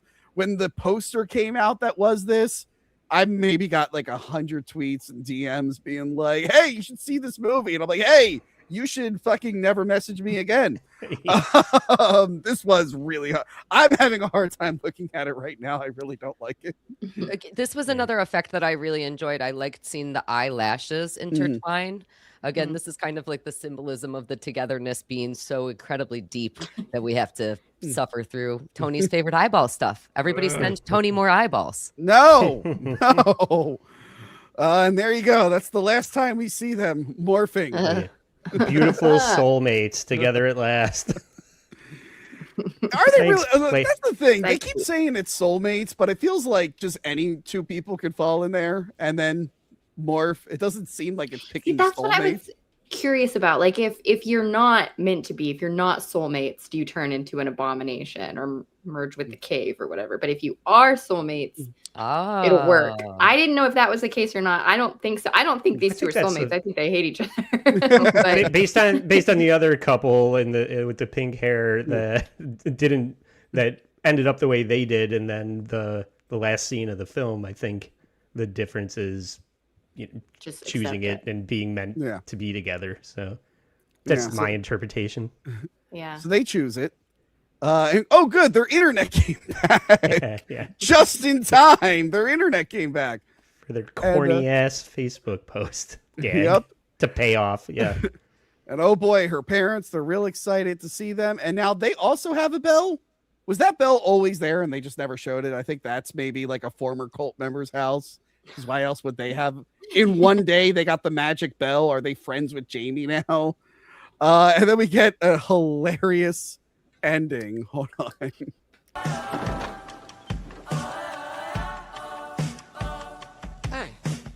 Hey. Hey, we turned into Tig Notaro. Great. Okay, I have a lot of questions here. Thank God the movie ends, because I'm like, wait, how do you get like a whole new personality? How do you tell your family about this? How do you get them to believe? What the fuck? How do you? How Well, I does mean, look any at of that person. It's clearly them two mixed. I mean, So yeah, so seeing the is believing. effects. What they did, they got they had Alison Brie acted out with like a short hair wig, and they gave her like his eyebrows with like makeup and stuff, and then they had Shoulder him pads. and then they had him shoot the scene with his face like digitally, like with all the dots, and then they morphed it later on in post, and then they gave him that ridiculous voice. And by the way, my friend who didn't finish the movie, I'm like, oh, and then they turned to one person at the end. I sent them that screenshot, and they cracked up. They were like, hold on, that's hilarious. But yeah, I have so many questions. Like, how do you survive in a modern world like this? So many people would have so many questions. Like, hey, who owns this house? You aren't the owners. Where are the other owners going? You just live in the middle of the woods alone, like Jamie. They have no friends except your neighbors who you're trying to sucker into doing the same dumb thing you did. It's a true they-them situation. Yeah, really. The pronouns are really going to work. But yeah, thank God the movie ends on that and didn't go further, because I'm just thinking of all these questions. I want to see the dinner. I want to see the lunch with the parents. Like, please go on. I got to see how they react. I would like to see a short film of the lunch with the parents. That I think, I don't want a sequel to this. I don't want to pick up where we left off, but doing a short film of that would be amazing. Post-credit scene. Yeah. Like shawarma with the Avengers. Yeah. Yes. I love also when right before the parents arrive there, you get to see that the table is set for Brie. And I think that earlier in the movie, she only mentions that her mom is coming. So when you see that her dad is also there. No, she said parents. She said does. Parents. Okay. Yeah. I must misremember that. But you see that the table is set for 3. So you know that some sort of crazy morphin has been going on. And it's the timing is excellent. It's silly and goofy, and I want to see them all interact more. I think they should have did a TV sitcom thing where she's like wearing a wig and then she puts a mustache on. It's like, hi, I'm Tim. I grew a mustache. I'm a different guy. Oh, let me get Millie. She's in the other room. And she's wearing one of those. She's wearing one of those outfits that's half tuxedo and half evening gown. I think it's like the end of Mrs. Doubtfire. Or the Substance ending where it's like the freak from the cave monster with Alison Brie's face stapled onto it. So. Hi, Mom. What were you saying, Angela? Sorry. Oh, I was just wondering about her job. Like, that's the only way they can afford this house. Like Jamie could be like, I got another teacher, but then it's like, well, who owns the house and who's paying? Where's it going? So many complicated questions here. They social security number? Like, there's a lot. You know what's funny? There's movies that do this. I know Corey Baker. He said his next movie will like hint at whatever happened in Obsession, and it reminds me of how Hatchet 2. If you guys ever seen Hatchet 2, it like shows you the aftermath of his movie Frozen. They have like the girl from the ski lift talking. And what was it? I really like that movie Moon, and the director apparently did a sequel that was garbage, but it mentions what happened at the end of Moon. Whatever Michael Shank's next movie is, I want them to just be like, oh, by the way, 2 people can fuse together. We learned that in this little town in upstate New York, not Pennsylvania. I want something like that where like a newspaper's like 2 freaks fused together. Science is confused. I'll appreciate something like that. Or Kayla, they show the parents like, we disavowed our gender morphed child. Yes. But that is the end of Together. Final thoughts. I really like this. I really enjoy it. It's fast, it's brisk, it's a good time. It has many relatable things that I've had to go through, not mixing with people, but breakup drama is really, I don't know why it's entered into horror films, but it's really getting to me. It's terrifying. Andy, final thoughts, since you suggested this and wanted this so bad. Yeah, I really liked the J-horror vibe at the beginning, and then I really liked. I was watching the whole hallway sequence, and it reminded me of Adaptation when Charlie Kaufman's brother starts writing the movie, and it just the accelerator goes down and it starts going in all these wild directions. Get the head of your joke. Right. Yeah. I asked Grok like what it would look like if Tony and Kaylee merged into one person and what that 8-year-old child would look like. And then I asked it, what if Kaylee and Angela had an 8-year-old boy? What would that look like? Hold on, let me pull that up. Hold on. Angela See our and Kaylee, son together. Oh, and you have one for me and you, Andy. Right. Yeah, then I said, what if Tony and I had a child? What would that look like? Oh, it'll probably be the most attractive and handsome of the bunch. And you're an asshole. You're an asshole. It's perfect. Yeah. So all in all, I really enjoy the film, but Dave Franco's performance is maybe the worst part of it, and yeah, just some of the wacky. It just got wacky in the most fun way in the third act. It went from being something really creepy and meditative on codependence and attraction, kind of they're physically attracted even though they don't really seem to want to be together, which is kind of the opposite of usually people are emotionally attracted when maybe they shouldn't be. So it was fun to watch them interpret that on screen. So I mean, I insisted on doing this, so obviously I enjoyed it to a certain degree. But real quick, we were all wrong. I just glanced over and I saw the film is set in Washington State, so we were all wrong about where it was set. And that's 2 hours from New York, is that? I guess they weren't in New York. Probably I guess Seattle. They refer to it as the city. Yeah. I don't know. I see a thing here saying, though it's set in Washington State, it was filmed in Melbourne, Victoria, Australia. Sorry. Kaylee, final thoughts on Together.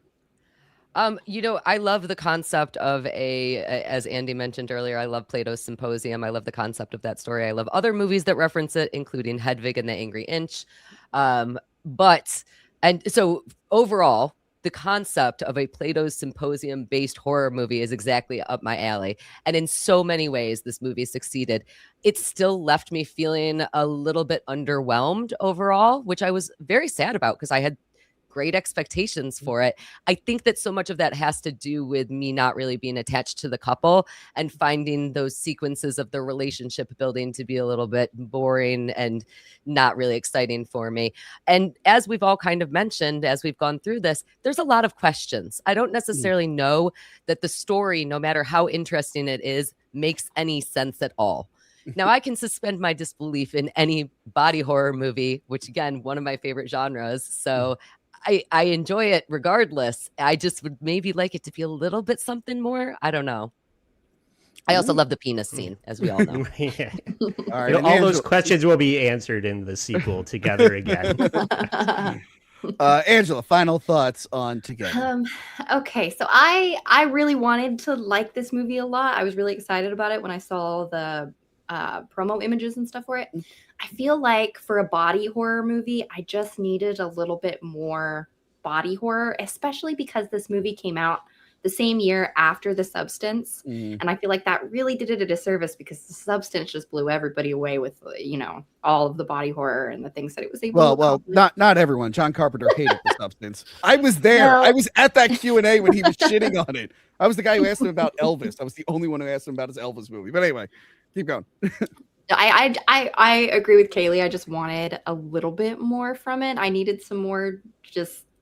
I don't know. It kind of left me just wanting more. And I feel like the dialogue and the writing wasn't necessarily up to par with what I wanted. But I do think this movie is super entertaining and unintentionally hilarious in certain parts. And I would recommend anybody to watch it. You're gonna have a great time.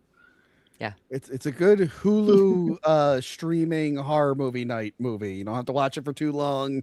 It's a good time. All right, how about we read some super chats before we leave? Everything sound good? Do it. looking at a bunch of super chats here on my end, and they all have links, which means they're not going to me, you goddamn traitors. Remember, please leave a super I wonder who they're going to.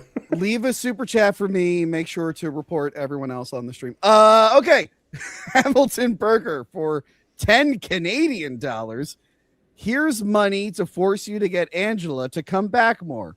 And Kaylee, Hack the Movies is also a channel on YouTube. You asshole. Who the hell are you, Hamilton Burger? I want to find out who you are. Smart man. We're going to drink from a cave and you're going to be stuck with me forever. Oh boy, I can't believe Fiora left a comment. For $5, Kaylee, how would you like me to take you out to dinner to despise Tony? I think he meant spite. That doesn't really make sense. All right, no, despise is right. Because he still won't do it for Crystal and Johanna. Yeah, I'm like 4 years late. Oh, I owe him a dinner. It's true. You do. I got a prediction wrong, but you know what? It really helped when Crystal moved to Florida. I'm like, yeah, you should move. That way I get out of doing that. Dame Taft movie show for $1.99. Here's popsicle money. Put one up Andy's censored. I have no idea what they censored there. Donna G for $19.99. Hello, ladies and gents. Welcome back, Andy. Thanks, Donna G. Welcome back. All right. Beavis EJ3NY. I don't know why StreamYard's been messing up like everyone's names. Where are you going to do the Oceans movies? There's the original 3 with Clooney and then the woke. I don't know. Kaylee keeps hinting at a Girls Month. That seems like something she would do. Oceans 8. But I doubt Girls Month is going to happen. In fact, when I go to Rochester, I will be leaving a bomb in her house to prevent it from happening. Here's the thing. I like Oceans 11, but the sequels suck because they just all wanted to hang out. And I really don't want to rewatch the sequels ever again. So, I don't know. The Flute Wizard for $5. Thought this movie and Obsession were just okay. B pluses, had some cool parts, but could have been written better with more over-the-top stuff. Love y'all. That's the thing with these. You can't get like too over the top because then people will be like, there's some supernatural stuff here. We all have to get involved and interfere. And then you kind of lose the horror. Like if they were running in the middle of town, like morphing together, the movie would be done. People would just shoot them for being horrifying. So I don't know. Do you guys agree? Is this an Obsession just B pluses? Usually Flute Wizard and I agree on movies, I think, but I disagree vehemently about Obsession. I think that it is a near perfect movie. Yeah, I did like Obsession. I think I liked Obsession more, but I enjoyed both of these. I think I love The Substance more than both of them. Obsession just kind of, I bought this magic charm in a gift shop. That's just Andy, it's a cautionary tale. Men should not be going into shops that sell crystals and tarot cards. Yeah, we don't belong there. That's don't a lady. buy women gifts. That's the moral. Or wedding rings. My favorite thing that we talked about. My favorite thing are like it's mostly just women. They're like, he's the bad guy because he made the wish, and I'm like, no, he thought it was a toy joke thing because in the real world it doesn't work. That wasn't when he became a bad guy in the movie, but making the wish. And of course, it's like girls who believe in astrology and stuff. Like, all right, never mind. Yeah, he's the bad guy because he bought a toy. It would be like, a guy buying X-ray glasses from the back of a comic book. What are you going to do with those glasses, He's a pervert guy? because he bought those X-ray specs. He didn't know they were real. All right, Freddie Jones Jr. for $4.99. Andy, could you tell Lucy congrats on her brilliant prediction? Stuttering John wouldn't hire an attorney or respond to Shuli's frivolous lawsuit. Wait, is that new? Has he not hired an attorney? No, he has hired an attorney and he has requested an extension of time, which I suspect he will be granted, but I'm an idiot, so who knows? Congratulations. Thank you. Oh, was that a sarcastic thing? It seems to be. Oh, I don't know who Freddie Jones Jr. is, and I haven't been keeping up with that. Sorry.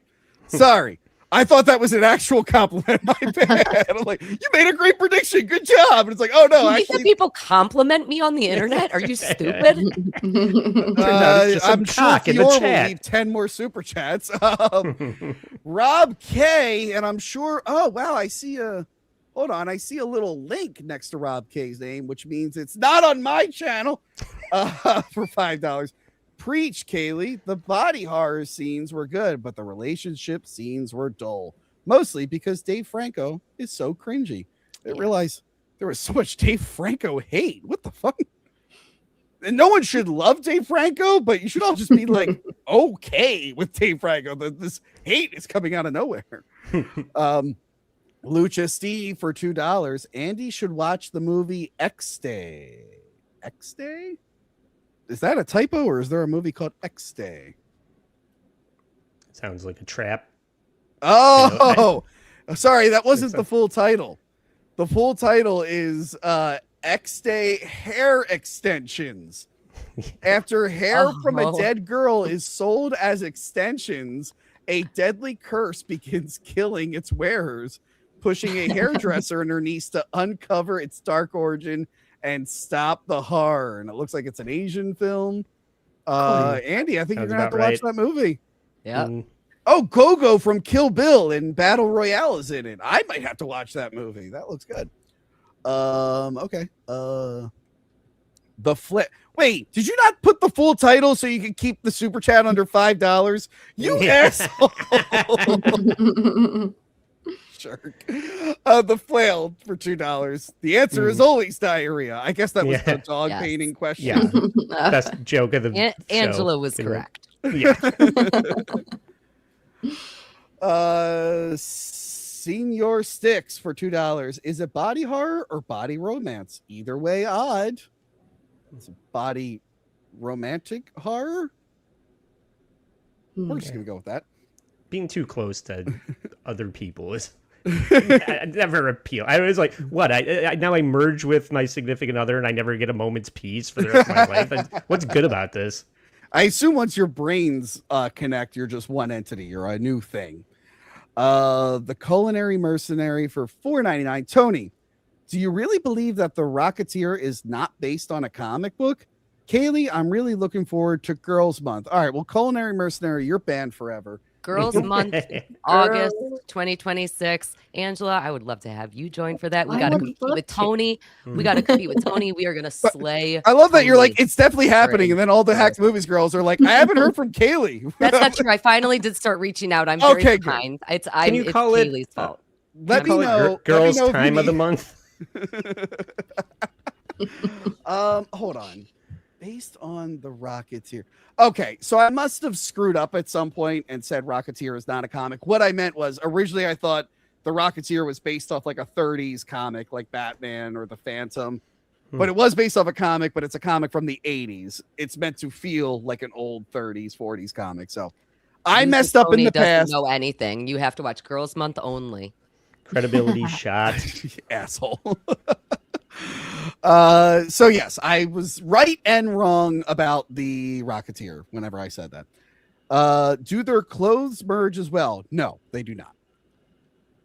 Hamilton Burger for $2 Canadian. More like Play-Doh's Symposium. Am I right? Oh yeah, baby. Good one. Nailed it. But did they have to buy all new clothes too to fit their new body? Oh yeah. Anyway, okay. Hamilton Burger again. Also money for Kaylee to bring Angela back. Thank you, Hamilton Burger. But I do have to say, this is entirely Andy's doing. Andy organized all of us getting together for this. So thank you, Andy. Thank you, Andy. So that we could all talk about this movie. I'm a producer. Senior Sticks again for $2. This needs a trilogy. Quadrilogy. Yes, it needs a quadrilogy. Where am I at here? Let's where can we find you guys? Well, we can find Kaylee at Once Over with Kaylee on YouTube. What do you got coming? Oh, hey, Kaylee. Sunset Boulevard any day now, right? That review we shot 5 months ago. I'm very behind. That was meant for the anniversary last year. We were late to shooting, and now it's late to being edited. I don't know if you got any messages. I called you out in the Seed of Chucky review because there's a scene that literally references Sunset Boulevard in it. I'm like, release the Sunset Boulevard cut. What else you got coming up on Once Over with Well, Kaylee? I am very excited that you are going to be coming to Rochester on July 19th, and we're going to be doing a live screening of Street Fighter the movie. It is going to be awesome, and I hope that everybody comes out to that. You can get tickets at Comedy at the Carlson. It is going to be in connection with the Rochester Comedy Festival. We're going to be doing some funny stuff. We'll be on stage. We'll be in costume. It's going to be lovely. I got my ticket. Kaylee is going to be Cammy. She insisted on being Balrog, and I was like, no, I will not let you do blackface, Kaylee. It's not happening, no matter how much you ask for it. Yeah, but she would have been topless. I think Balrog wears a shirt. I don't know. No, the other guy. Black tits. Is that is that racist? Yes. Speaking of racist, Andy, we can find you at All Apologies. Yeah. Yeah, thanks for having me. This has been, I've been looking forward to this for quite some time. And All Apologies, I'm doing Sunday mornings at 9 with my co-host Nelly from the UK. And there's been a lot of apologies in the Dabbleverse recently. Keanu and Bacon, the Beef Tips guys. And I saw Rocco and Cardiff ripping off the Chris Kattan content that I brought to Hackamania, so I'm going to put them on blast. So that's happening Sunday. And then on July 1st, Kaylee is going to be back on the show for a poker game. I do a poker stream with different creators from all around the YouTubes, and anybody that wants to get in on that can DM me on X, All Apologies Podcast over there. So, and they're apology maxing there. They're all sorry maxing over there. Yeah. You guys did clavicular, and I couldn't stop saying maxing for 2 weeks. I kept working it into everything. Yeah, it'll get. Then it's taken over the Final Bosses channel. So. Speaking of some Dabbleverse thing, it hasn't happened yet, but I think next week I'm recording with a Dabbleverse person everyone loved up until a month ago, Shmuel Buckman, who now everyone hates. It's great. Perfect timing to have him on the show. I'm like, yes, I'm finally getting Shmuel Buckman, and I watch everyone's show, and they're like, Shmuel made up a rumor about me. Shmuel saying this. I'm like, oh, God, I waited too long. I was afraid he was going to die because he's 1,000,000 years old, but now just everyone doesn't like him. Like, fuck. But I'm having him on for Poltergeist too, so I need him because I really need him. Why? Because he looks like that guy? Because he looks like the bad guy from Poltergeist. It's literally the only reason I'm putting him on the show, because I want him to wear a hat and look like the bad guy from Poltergeist too. And now everyone fucking hates Buckman. Like, God damn it. You really screwed me. And Angela, amazing. You can find you in Angela Does Hard. Where else can we follow you since you're new to Hack the Movies here? On Instagram, same thing. Angela Does Horror. Twitch, Angela Does Horror. All of it. Yeah. And what do you got coming up? What other reviews you have coming up? Tomorrow night I'm doing a watch along to May. I've never seen May. Oh, that's a good one. Yeah. So I'm watching. It's been a minute since I've seen it, but I remember really liking it. Yeah, everybody keeps telling me that it's super good, great ending. So I was like, pull the plug on that, pull the cord on that, however you say it. But that'll be tomorrow night at 9 p.m. Central Time, and then sometime next week I'm going to be releasing a video about, like the desktop, like webcam horror movies. Unfriended, different things like that. Yeah. I'm going to go into a couple of those and rank some of those because I've been watching these talk about Open Windows. Open Windows, yes, with Elijah Woods and Sasha Grey, of course. Oh yeah. What a successful and unique movie. That's awesome. I like yes. I like the host from 2020, the Zoom one. That one was pretty fun. I do too. Andy just watched that. Yeah, it was good. My recommendation. I like dash cam though. Oh, so it was literally shot over Zoom during COVID. They all. Are you talking about the Ice Cube one? No. That's War of the Worlds. No, that's War of the Worlds, which also was filmed during COVID and was shot out last year. No, it was like an indie film, so like all the actors shot it at their homes on Zoom and everything. It was like really, really well done, and it came out like in the middle of lockdown. They shot it fast. Shudder picked it up. It was a solid movie. It's really of its time too. It was a good one. It was a good one. But yeah, definitely check that out. I think it's one of the best examples of that. What do they call it? Screen life genre? I think it's what it's called. Screen life. Yeah. Okay. But yeah, definitely do that. And we have no more super chats, right? Okay, so we're just gonna get the hell out of here. All right. Goodbye, everyone. Goodbye.